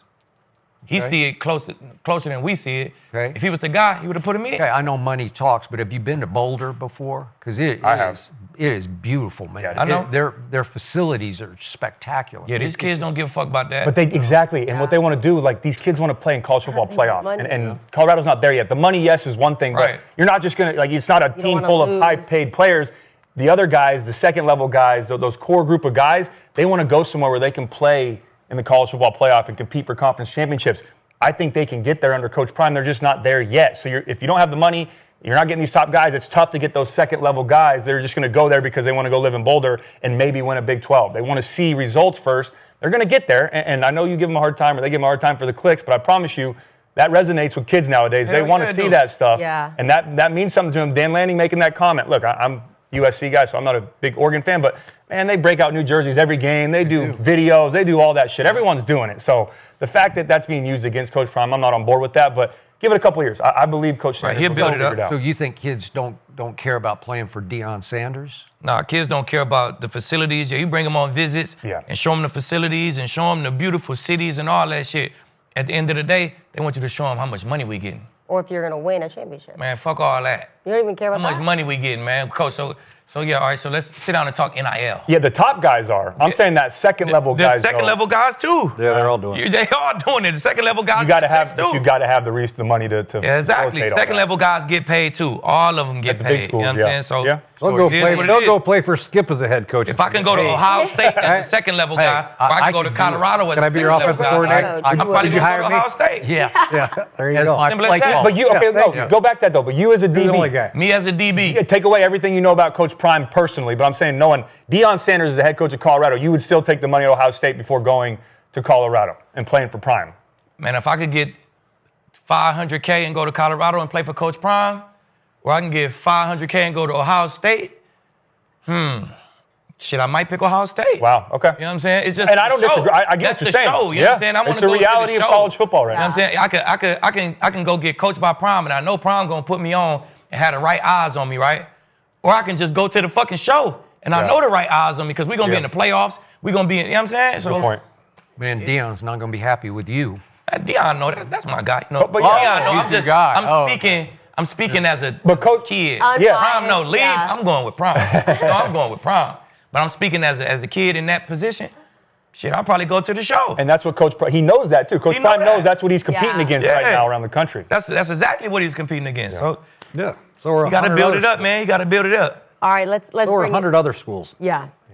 Let's bring it back to the NFL because I want to talk Skip. I know you're not a Kirk Cousins fan, but I am. I love Kirk Cousins. He's a stand-up guy. Cody too. I love him. He's so sweet. Cody, you said they need to go to Kirk. Last time I was on the show with you, you said they need to go to Kirk. No, what? I don't No, know. I might be tripping. I defended Penix. I said you stay with Penix, you don't go to Kirk. Oh, okay. Well, yeah, I just like him because he's a nice guy. But, that showed nothing because I think Michael Penix Jr. just secured his job because Sunday the Dolphins have been giving up 29 points per game. And with Kirk starting, the Falcons took a beating. Only put up 10 points. Yeah, I think Michael Penix is going to be keeping that job all day. So, Jay, what happened?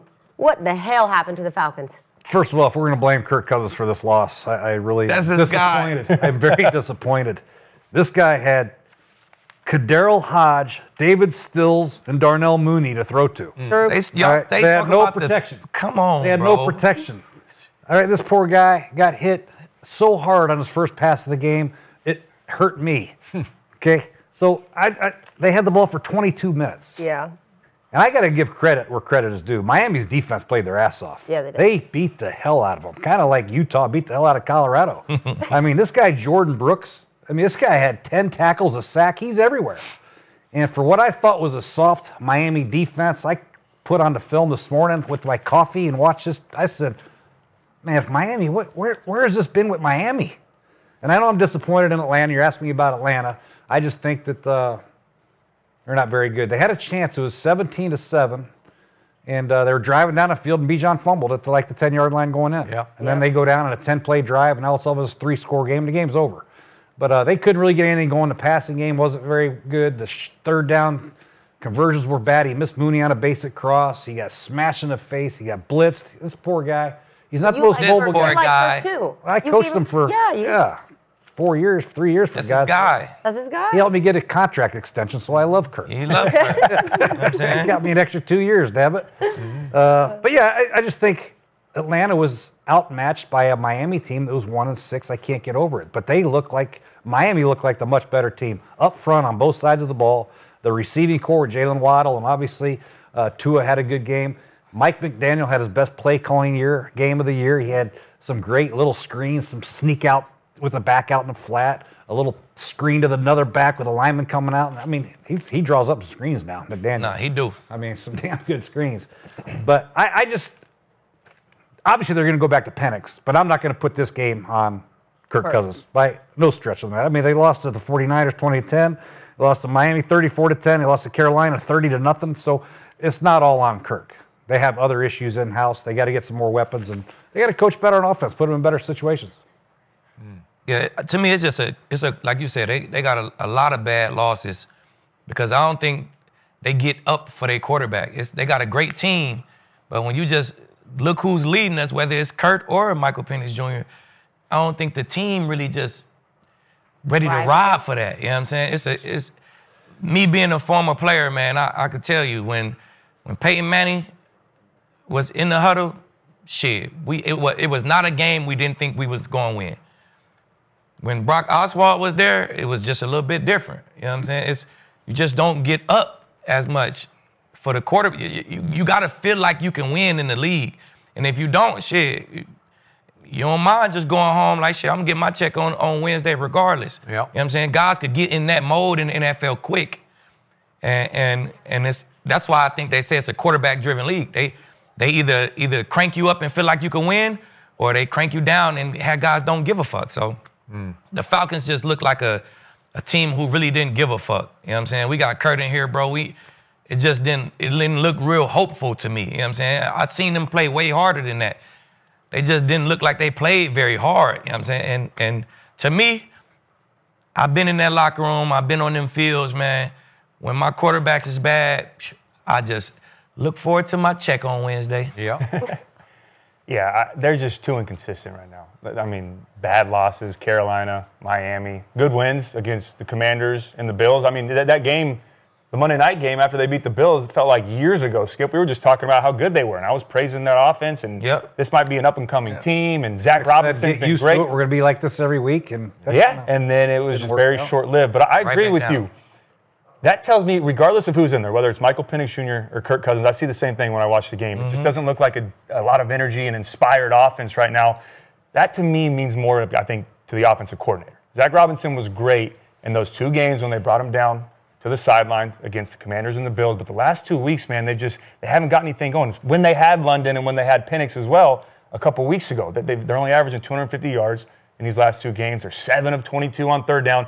Bijan Robinson, who we were talking about as one of the best running backs in the NFL, he's had 65 yards combined the last 2 weeks. You're telling me you can't find ways to get him the football and get him in space and get the run game going when you have a guy like that back there at the – I know he can because he's done it before. They just haven't been able to do it the last couple of weeks. And it's tough, whether it's Kirk, whether it's Penix. I don't see an offense that believes right now in their offensive coordinator. They believe in each other. And then on the defensive side of the ball, that had been their strength under Jeff Ulbrich. He's been great this year, but the last 2 weeks they've struggled. C-Mac or CMC went for 200 all-purpose yards, 2 touchdowns in that game. And then Tua, who's been very bad the last couple of games, really this entire season, comes out, goes 20 and 26, 204 touchdowns against that defense at home. It's just something's wrong right now. They got to get it figured out. I know the players saying, I watch coordinator, I watch film. I think the coordinator, Zach Robinson, has to be better for that offense. I like Ulbrich, but Raheem Morris has to figure it out because they're 3-4 right now. But these next 2, they go at New England, and then they play, I think they play the Colts, correct, in Berlin. Is that who they play next? Yeah. And if they drop, then they go to Berlin to play. If they drop to 3-6, it's over. You just said it. It was 2 weeks ago we was praising Zach Robinson. He came down from the booth. He got on the field, and he's been it's the same guy. It's just if you could magically put Patrick Mahomes with that offense, they'd be the fucking best team in NFC. It's simple as that, bro. I don't know, man. Like, it there's juiced up everything, bro. It had a guy studying. I'm telling you, man, I've been part of these trash teams, man. Watch film. Fucking Freeman is my quarterback. Watch film for what? We're not going to win the game. For what? Now I get Tom Brady my quarterback. I can't. Nah, baby, I can't do that right now. I got to watch the tape. Well, you could argue Miami was feeling that, and then they came out and whooped some ass. Yeah, they still gonna be trash. You know, it's the National Football League, so a team gonna come out and win a game like Miami next week. They gonna get beat 30-0. They still fucking ass. But I'm telling you, if the Falcons can get a big time quarterback and just insert him into that same team, same coordinator, man, that'd be one of the top teams in the NFC. So you're out. You're out on Penix? Yes, I told you. I said it when we talked about it weeks ago. It's just like good, then it's super regular, bro. It's like nothing jumps off the tape. If I played with him, I wouldn't be like, oh, Penix under center? Oh, yeah, we're going to win today. Nah, hell nah. It's fucking real regular. Josh Freeman had one really good year. He did. I was a part of it. You were there. Mm-hmm. You missed the playoffs. 10-6. Tied for third, no playoffs. No playoffs, that's what. Mm-hmm. But one really good year. Then what happened? Then he started fucking drinking Jack Daniels on Wednesdays and shit. There we go. Fucking mess. Bingo. Oh. You can't do that as a quarterback. So what's wrong with it is your DB coach at that point was Raheem Morris. My guy. Now the head coach in Atlanta, and I like him. You love him. We root for him. But I'm with you on this. I was never in on Michael Penix Jr. I like the arm talent in a vacuum. If you just watch him throw in warm-ups, he can really spin it. But go put the tape in of the Michigan-Washington National Championship game. Tell me what you see from Michael Penix Jr. The most shocking draft pick when it comes to a quarterback I think I ever saw was they just sat right there, 8th, and they took Michael Penix Jr. when I thought he might be a second-round pick, and they said, no, he's the future, and they just given your guy, another 3 years at $40 million a year? Yeah, quite a bit. Yeah. he is the most, seriously, Kirk Cousins, nice guy, really nice guy, as you well know. Yep. But he is the most overpaid quarterback in NFL history. He just is, by far. He's made some money. He never backed it up postseason, but because he left me. He did. You know what? You had a marriage. He owed you, man. No, you're right. But you want to talk about up and down. I mean, this team with Michael Penix, and then he got benched, but they lost 30-0 at Carolina. That's just bad sign. You know, like something's wrong with that. And then you go home and lose to the Dolphins. What was it? Just 34-10 at home to the Dolphins. And Bijan just rides the roller coaster, man, because start off, remember, against Tampa. They lost at home to Tampa in the opener, and there's no shame in that because you had a 44-yard field goal to tie it, and Koo missed it. Mm-hmm. So it might have been overtime. But Bijan in that game goes 12 for 24 rushing. Well, that's not the guy that we love. You know, what's wrong with that? And then against Miami, he goes 9 for 25 running the football. We crowned him the next day after the Monday night game as he's it, man. I can't remember. Some guys took him as I know Jonathan Taylor is now at the top of pops right now. But, but still, Bijan on on future. I know Gerald took him as, he wants him now, and I would take him for the long term. But these are bad signs, because when the young it's first year starting, and he's still a baby, but I just don't see the consistency. And I would be with you. If I'm thinking he's in my huddle today, I don't know, man. I don't know if we're going to be able to pull this off, because he doesn't have like physical, mental toughness to me. He doesn't stand strong in the pocket, and he'll fold up and sort of go in the tank quickly. And I'm just not sure you have the answer. Kirk's not the answer now. Maybe he was for you in that period, but he wasn't for coach neither. Shit, they ain't win nothing. Oh, well. The playoffs. My second year, we went to the playoffs. You They did. ain't win shit with Kirk. And you lost to Aaron Rodgers. We won the division. They ain't do shit, man. Yeah. Neither the Talking about big rings, Sorry, right, Lil Lee? Yeah. He ain't did nothing, man. All right. So are you in on Penix for the long term? I think it's too early to give up on him. Yeah. I mean, you invested a top 10 pick on him after you paid Kirk all that money. Yeah. Right. You gave up on Kirk after you paid him $40 million, so what's the difference? But you just invested a first-round pick, man. This is he started a couple games last year, and he's only a couple games in this year. This is his first full year as a starter. There's going to be growing pains. I just think there's too many times that we give up on these first-round quarterbacks too soon without letting them develop and reach their ceiling, because he did beat the Commanders. And I know he didn't have to do a ton in that game, but they beat the Bills on Monday night. That's someone that I can win with, and you have guys around him. Yeah. Mm-hmm. Played well. I mean, you've got Bijan. I know Pitts is up and down, but you got Pitts. You got Algier, who I like, out of the backfield as a number 2 option. You also have Drake London at receiver, who's a USC guy, who I'm all in. And I think if you just give him time, and I'm not saying he's going to be a superstar. I don't know what he's going to be in the future. I just think it's too early right now to give up on Michael Penix and say he's not the guy. Because to put in perspective, Skip, since that touchdown, remember the 82-yard touchdown run they had on Monday night? They've had 25 possessions since then. They've scored 2 touchdowns in those 25 possessions. You can't say that's just quarterback with the guys on that roster. That also is the offensive coordinator and not putting guys in the right position to win games and score points. And Bijan Robinson has 65 combined yards rushing in the last 2 games. To me, that starts with the play caller. Then it goes down to the offensive line, the quarterback, the other guys that are on that offense. It's just, right now, it's too early for me to say this is all Penix. All right, you guys, I have something real exciting for you, something different today, because earlier today, a few of us had the pleasure of having a guest on. Buffalo Bills running back James Cook joined the arena, so we had so much fun chatting with him. We had some laughs. So I want to show you guys this. We're going to play it now because it was so fun. So now I have someone exciting to welcome to the arena. We have one of the most electric backs in the league, the staple in Buffalo's backfield, coming off a monster performance in Carolina, leading the Bills to an absolute blowout. It was insane. So welcome, James Cook. Hey. So James, have you heard the saying right now going around, when James eats, the Buffaloes eat? The Buffalo Bills eat? You haven't heard it? Yeah, it goes around. It goes around. How do you feel? You're a staple now. I feel great. I just got to thank, my whole line and all the players that, contributed to the success that we all have. So, I'm just grateful for those guys and, just keep going. Fun. So, we're not a normal show. We like to keep it fun. So I want to start and loosen you up a little bit. So we're going to play a little game. It's going to be who on the team, okay? So I'm going to ask you a question and you think of a player on your team, okay? So right. if you could switch lives with anyone on the team, who would it be? Wait, what'd you say? If you could switch lives with anybody on the team, who would it be? I would say Josh. Why? Because I want to see the different things that he go through and like the text messages that he sees and the Instagram videos. So it's just for just the real. little things that I just want to see, that what he receives and just looking into his life. The money he makes, that would be nice. Mm-hmm. Not even the money. I just want to see what he go through through his day-to-day life. Totally. The beer he drink, you know what I'm saying? All that. Okay, who would you never let date your sister? On my team? Yeah. DeMar Hamlin. Ooh. Can we get a why? you know. No, we'll keep it little. We ain't gonna go into full details with that. Yeah, we'll let the people wonder. Yeah. I like that. Okay, if you were stranded on an island and you had to pick one teammate with you, who are you gonna pick?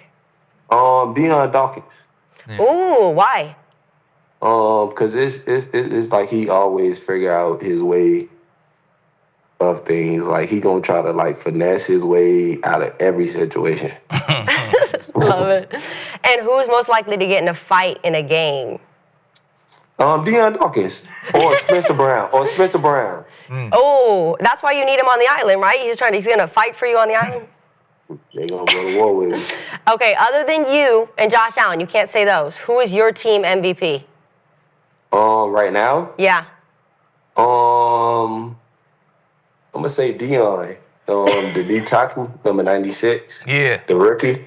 He been playing fantastic, man. Like just like what he came and over what he like been through since he been there. Like he just developed, man, and he is a dog. Like just the effort that he been putting in and the work that he been putting in, it shows on Sundays. Dang, shout out to him. Who has the messiest locker? Frank Gore Jr. Frank Gore Jr. It's a disaster? Yes, man. He just be all over the place, dog. Hey, see, that's because he grew up with that paper. But one thing about it, though, he my young boy, though. That's my guy. Hey, that's because he grew up with that paper, man. He used to having the cleaning lady and all that good shit, you know what I'm saying? Hey, let's get into some football, brother. So I got 2 sons who play ball, 3 nephews, man. I be on their ass. We train. We watch film. Tell me about how it was for you and bro growing up, man. Who used to be on y'all last? Did y'all? I just want to make sure I ain't overdoing it. You know what I'm saying? I say my mom.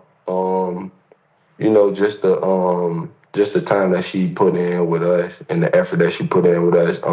It also paid off. Like, you know, like just being on top of our schoolwork, just folding the bed when you wake up. Yeah. Like, you know, just the little shit. So it just paid off at the end, and I just thank her for that. So I just say my mom. Was it a lot of training going on? A lot of how much work was put in though?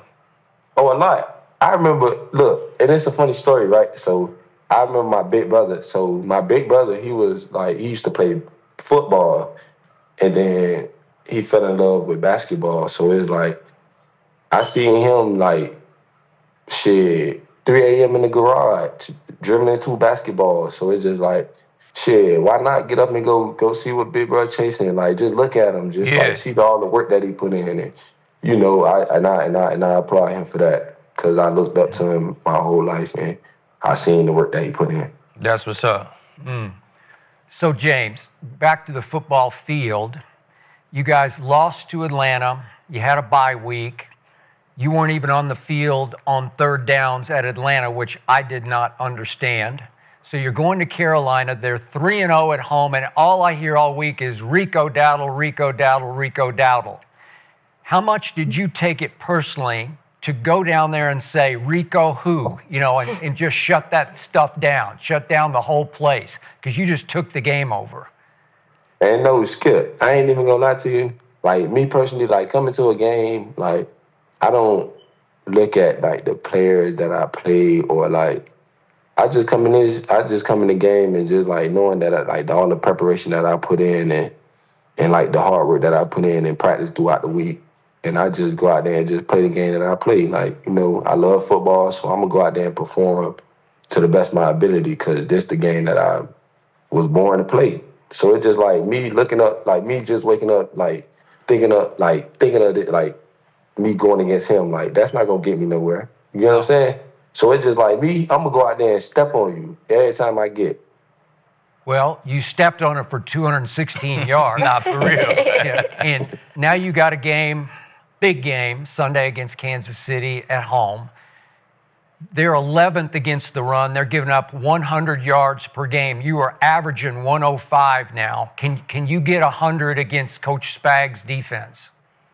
Coach Spags is a great coach, man. You know, you never know what, like, in the game what he coming into, like what he's like. He can throw a lot of stuff at you. So, you know, you just got to come in and just trust your preparation and just go out there and play football, like, because he's a great coach and, you know, he gonna throw a lot of things at you, a lot of tricks, a lot of things. So it's just like we just got to go out there and play football at the end of the day. Okay, so all I'm going to hear all week, all you're going to hear all week, is Josh Allen versus Patrick Mahomes. Is there ever a point when, as you're having a very good year, maybe even a great year, you get just a little frustrated that Josh gets all the shine and all the attention? No, because guess what? At the end of the day, it's the Buffalo Bills against the Kansas City Chiefs. Yeah. So it's just like, me personally, I take this game as, let's just go 1-0 and let's just keep going, because it's a long season and, you know, the playoffs, it get real treacherous. So it's just like, let's go 1-0 each and every day and see what happens on Sunday. Nah, that's what's up. But tell us about the cookies. You got a cookie brand, man. They told me to ask about the cookies. Is this a grown-up cookie or something that I need to know about? You know what I'm saying? What type of cookies we talking about here? Hey, nah, man, it's a cookie, man. Like, it's all over the Western New York. It's a Wegmans and the Tops, like, different, like, little companies, like, so it's just a cookie just to get out there, man, just to put my face on it, and we just go from there, just sell. All right, that's what's up. Hey, how your people, man, send the arena some cookies, you know what I'm saying? Yeah, we need some cookies. We need some cookies. I got you. I'm going to send y'all some, man. I'm going to send y'all a bunch. Yeah, and then I'm going to get your line when we get off, man, so we can, link up with the youth. I know you do a lot of stuff with youth football, 7-on-7 and all that good stuff, right? Yeah, man. I got we also got a team, like, in Miami. Miami got our Ravens, a.k.a. YFN. So, we got a couple top guys on that team, man, that going to be 5 stars in the future. So, I'm looking forward to that and just see how they grow. Definitely. So, you guys had a couple close upsets in the playoffs with the Chiefs. Do you hate the Chiefs? Or is in the locker room nobody. You don't hate nobody? I don't hate nobody, dog, man. Oh, I hate the Chiefs. I thought we were going to be together on that. Nah, I don't hate nobody.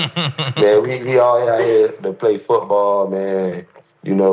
Take care of our family. So, you never can have a hatred in your heart against nobody. So you just go out there and play football, because at the end of the day, this game brings us together. So you never know who you meet. So you can't hate nobody. I also heard you have a little hobby on the side. Do you play drums? I used to when I was little. When you were little? Could you still get after it, play us a little song?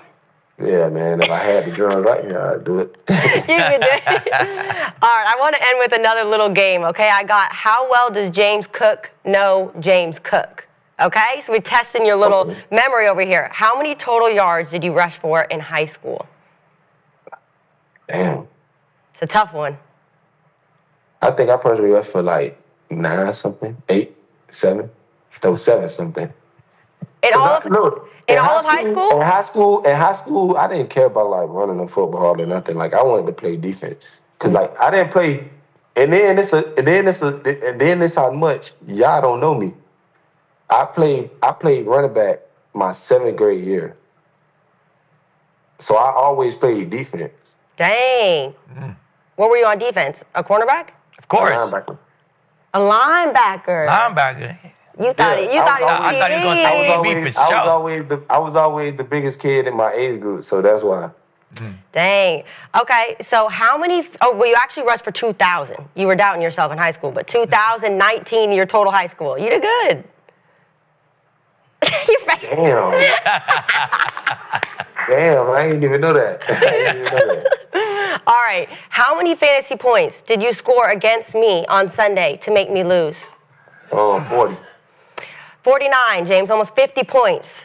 What the fuck? Hey, you was on my team, baby.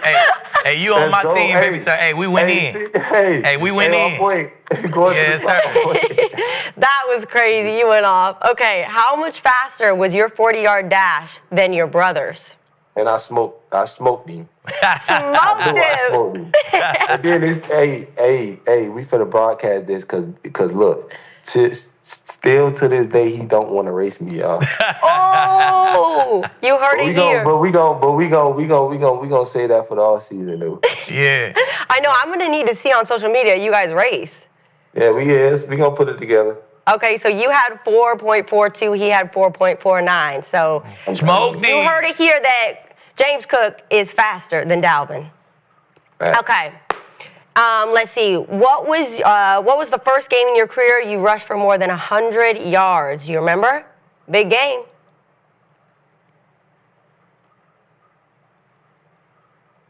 Give me a hint. This team is trash. The Dolphins? No. They're on the West Coast. They're on the West Coast. The Raiders. Oh, there you go. The Raiders. It was in September 2023. I remember that. That was my second year. Yeah, there you go. Okay, and what's your longest single rush? This one should be pretty easy to remember. I did it last year. No. You did it last game. You did it 2 days ago. Oh, wait. My rushing yards? Yeah. Oh, yeah, last week. Last week, 64-yard, one rush. Sure. Dang. Okay, and this is the last one. You tied what Bills record? Like rushing touchdowns? It's just a record that you tied. Yeah, that's what he said. O.J. Simpson. Right? I don't know. What I have here is Rushing? franchise. No, it's just a record for something on the Bills that you tied. Damn. You're not even paying attention. You're just focused on the game. I don't be really looking at that. I promise you I don't. Well, you're impressive, okay? You had a record with 16 rushing touchdowns in a season, and you tied the Bills Yeah, I said my record. touchdown. Yeah, that's what I was about to say. He said My bad. I know I wasn't tripping. Look. I was trying to put a spin in things. I said rushing touchdowns. All right. Is there anything else you want to leave the arena before we close out? You were so fun. I just want to thank my O-linemen and, for them guys, man, we just got to keep going. So, man, just take this shit 1-0 every week and just keep building. Is this the year the Buffalo Bills win the Super Bowl? Hey, we don't know till we get there. Shit. We're rooting for you. Thanks so much for coming on. This was so fun. And hopefully you link with Aqib, do some more stuff for the youth. We love that you're doing that. Appreciate it, brother. You guys, man. Hey, Talib, I'm going to get your number, my boy. Yes, sir. You already know. All right. Thank you so much for coming on, James. Appreciate y'all. So that was so much fun. And now we have actually this weekend a matchup that I think is going to be pretty tough. We have the Chiefs headed to James Cook and the Bills Mafia on Sunday. So I need to get predictions. We're going to do early predictions for this game. So we have Chiefs, Bills. What do you got? I got Buffalo. That Okay. Bills Mafia is a real deal. And Josh Allen and James Cook, who we just saw and talked to. Yep. I feel good about Buffalo. Skip. You want me to go for it? Yeah, he's thinking, not letting him go last. He loves to go All loud. the time. Skip, you go ahead, Skip. It's interesting because we just had the man on who's going to be the key to this game. He's actually been the key to the season for the Bills, who very quietly have turned into a running football team. Yeah. Josh just doesn't throw it like they just found the formula. They go to Carolina. I thought they were going to have a hard time there because Carolina had won all 3 games and beaten my team and blown out Atlanta. Yeah. And Josh throws it 19 times for 63 yards. And James Cook runs it 19 times for 216 yards. That's who they've become, because for the year, they've only thrown it 203 times, which is the 3rd fewest. Only the Ravens and your man Sam Darnold at the Seahawks have thrown it fewer times for the year. So they run it the 5th most, 221 rushes to 203 passes. So I think Josh has beaten him head-to-head, Patrick, 4 out of 5 times in the regular season, and Patrick's beaten him every time in the postseason, 4-0. So I'm with Coach on this. I think Buffalo can win a lower scoring, pounded out, physical game where they just pound away. The Chiefs they're 11th in run defense. They give up 100 a game. That's why I asked James, do you think you can go? He's averaging 105 a game rushing. I think he can get 105 against them. And if he does, they can hang around and win a lower scoring type game. So I'm going Bills in this one. You want to go, Cody? You want me to go? Yeah, Are you trying to set something? I'll go. I'll go. I agree with everything Skip just said. I'm going to go with the Bills in this one too. mainly because I picked them to win the Super Bowl this year. So I think they need to win this one. But yeah, you do. To your point, I think the two things that are important in this game, one is it's at Buffalo. Buffalo plays well at home, especially against the Chiefs. And the other thing that you said, Mahomes and Allen have played 9 times since they've both taken over as the starters. Buffalo has won 4 of those, and all 4 of them are in the regular season. So this is a regular season home game for them. I think they get the win. I think it's going to be a close game. I don't have a score yet. Maybe if we touch back on it Friday, I got to see who's playing and what some of the reports are. But I do think Buffalo wins at home. Well, I know Buffalo dominates the Chiefs at home. Last 5 years, they like 4-0 regular season. Yep. Not in the post, but yeah, in the regular season, just at home. They dominate the Chiefs at home. So I think the Chiefs have a little bit extra juice. You know what I'm saying? It's the team who's back against the wall the most. You know what I'm saying? They come out swinging. Who needs the game the most? You know what I'm saying? If the Bills lose, okay, they're 5-3. I mean, they're 5-3, and Chiefs have still had 3 losses. If the Chiefs lose, now they're 5-4. Don't look too good, especially when the Broncos look how they look in their division. They always about the Broncos. I'm just saying they need this win. And, you know, you have a little extra juice when you haven't done something in 5 years. You know what I'm saying? So you give Patrick Mahomes and Andy Reid some little bulletin board material, a little extra juice. I think the Chiefs go in there and get it done. Okay, but the last time they went in there, they got it done. It was after the 2023 season in the playoff game. Well, they always get it done in the playoffs. We just looking for a little extra juice in the regular. In the playoff, Skip, you don't need extra juice. In the regular season, sometimes you just need a little extra juice, a little bulletin board material, a little, you know, it just get you over the hump, get you cranked up for the week. Doesn't bother you traveling after a Monday night?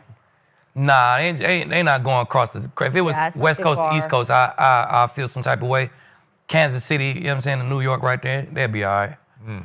It'd be good. I'm going to ride with the Chiefs, though. I think it's a close one. I think Dalvin Cook do have a good game running the ball. You mean James? I mean, James Cook have a good game. Good game, too. Of course. Maybe they throw I think he run the ball real good, score a touchdown or 2, and get close to 100. But I think Patty pulls it out at the end. So Josh has geared it back this year, not throwing it as much. QBR's sunk down to 13th. Yeah. So for a while, he was trying to be and beat Patrick by out-Patricking Patrick, you know, like out-spectacular, out-viral him. And it seems like they've geared him back down where he's running it more and passing it less. Because he's run a lot. He's run 49 times already through their I believe that last year when they started making their run, it was because they ran the ball. They brought in that Alec Anderson guy, extra tight end. They had a lot of success on the ground. That really helped them. And Josh then could really pick a spot with the play actions. And you could. Amazing, yeah. And so, James Cook is suddenly he's second in rushing in the league. So you want to talk about balling. Now, he the truth. Yeah, he is the truth in the shadows, because that's why I asked him in the interview, you know, do you ever get frustrated because, and he's not going to bite on that because, you know, he doesn't. We train for that, Skip. I know you're trained. You know what I'm saying? And you can't bite, but I just thought maybe he'd say, yeah, every once in a while it gets a little bit crazy because he gets all the shine, man. He's in all the commercials, and yet the driving force of this team so far, they did have a bad game in Atlanta, it's James Cook. Yeah. Even though they don't throw him nothing. Like at Atlanta, I got upset because the next day, we're talking about it, they never play him on third down. So he's a 2-down back because I don't know if he can't catch or they don't. No, he catches the ball really nice. I think that back, the guy who they play on third down just like Ty Johnson. Ty is like a crazy receiver though. You know what I'm saying? So it's hard not to put him in on third down when he catch the ball. You want to have a good substitution pattern with your backs. You don't want to wear these guys out. You know, if James is your bell cow running the ball first and second down, you got to give him a blow, and you don't want to have him have 35 touches a game.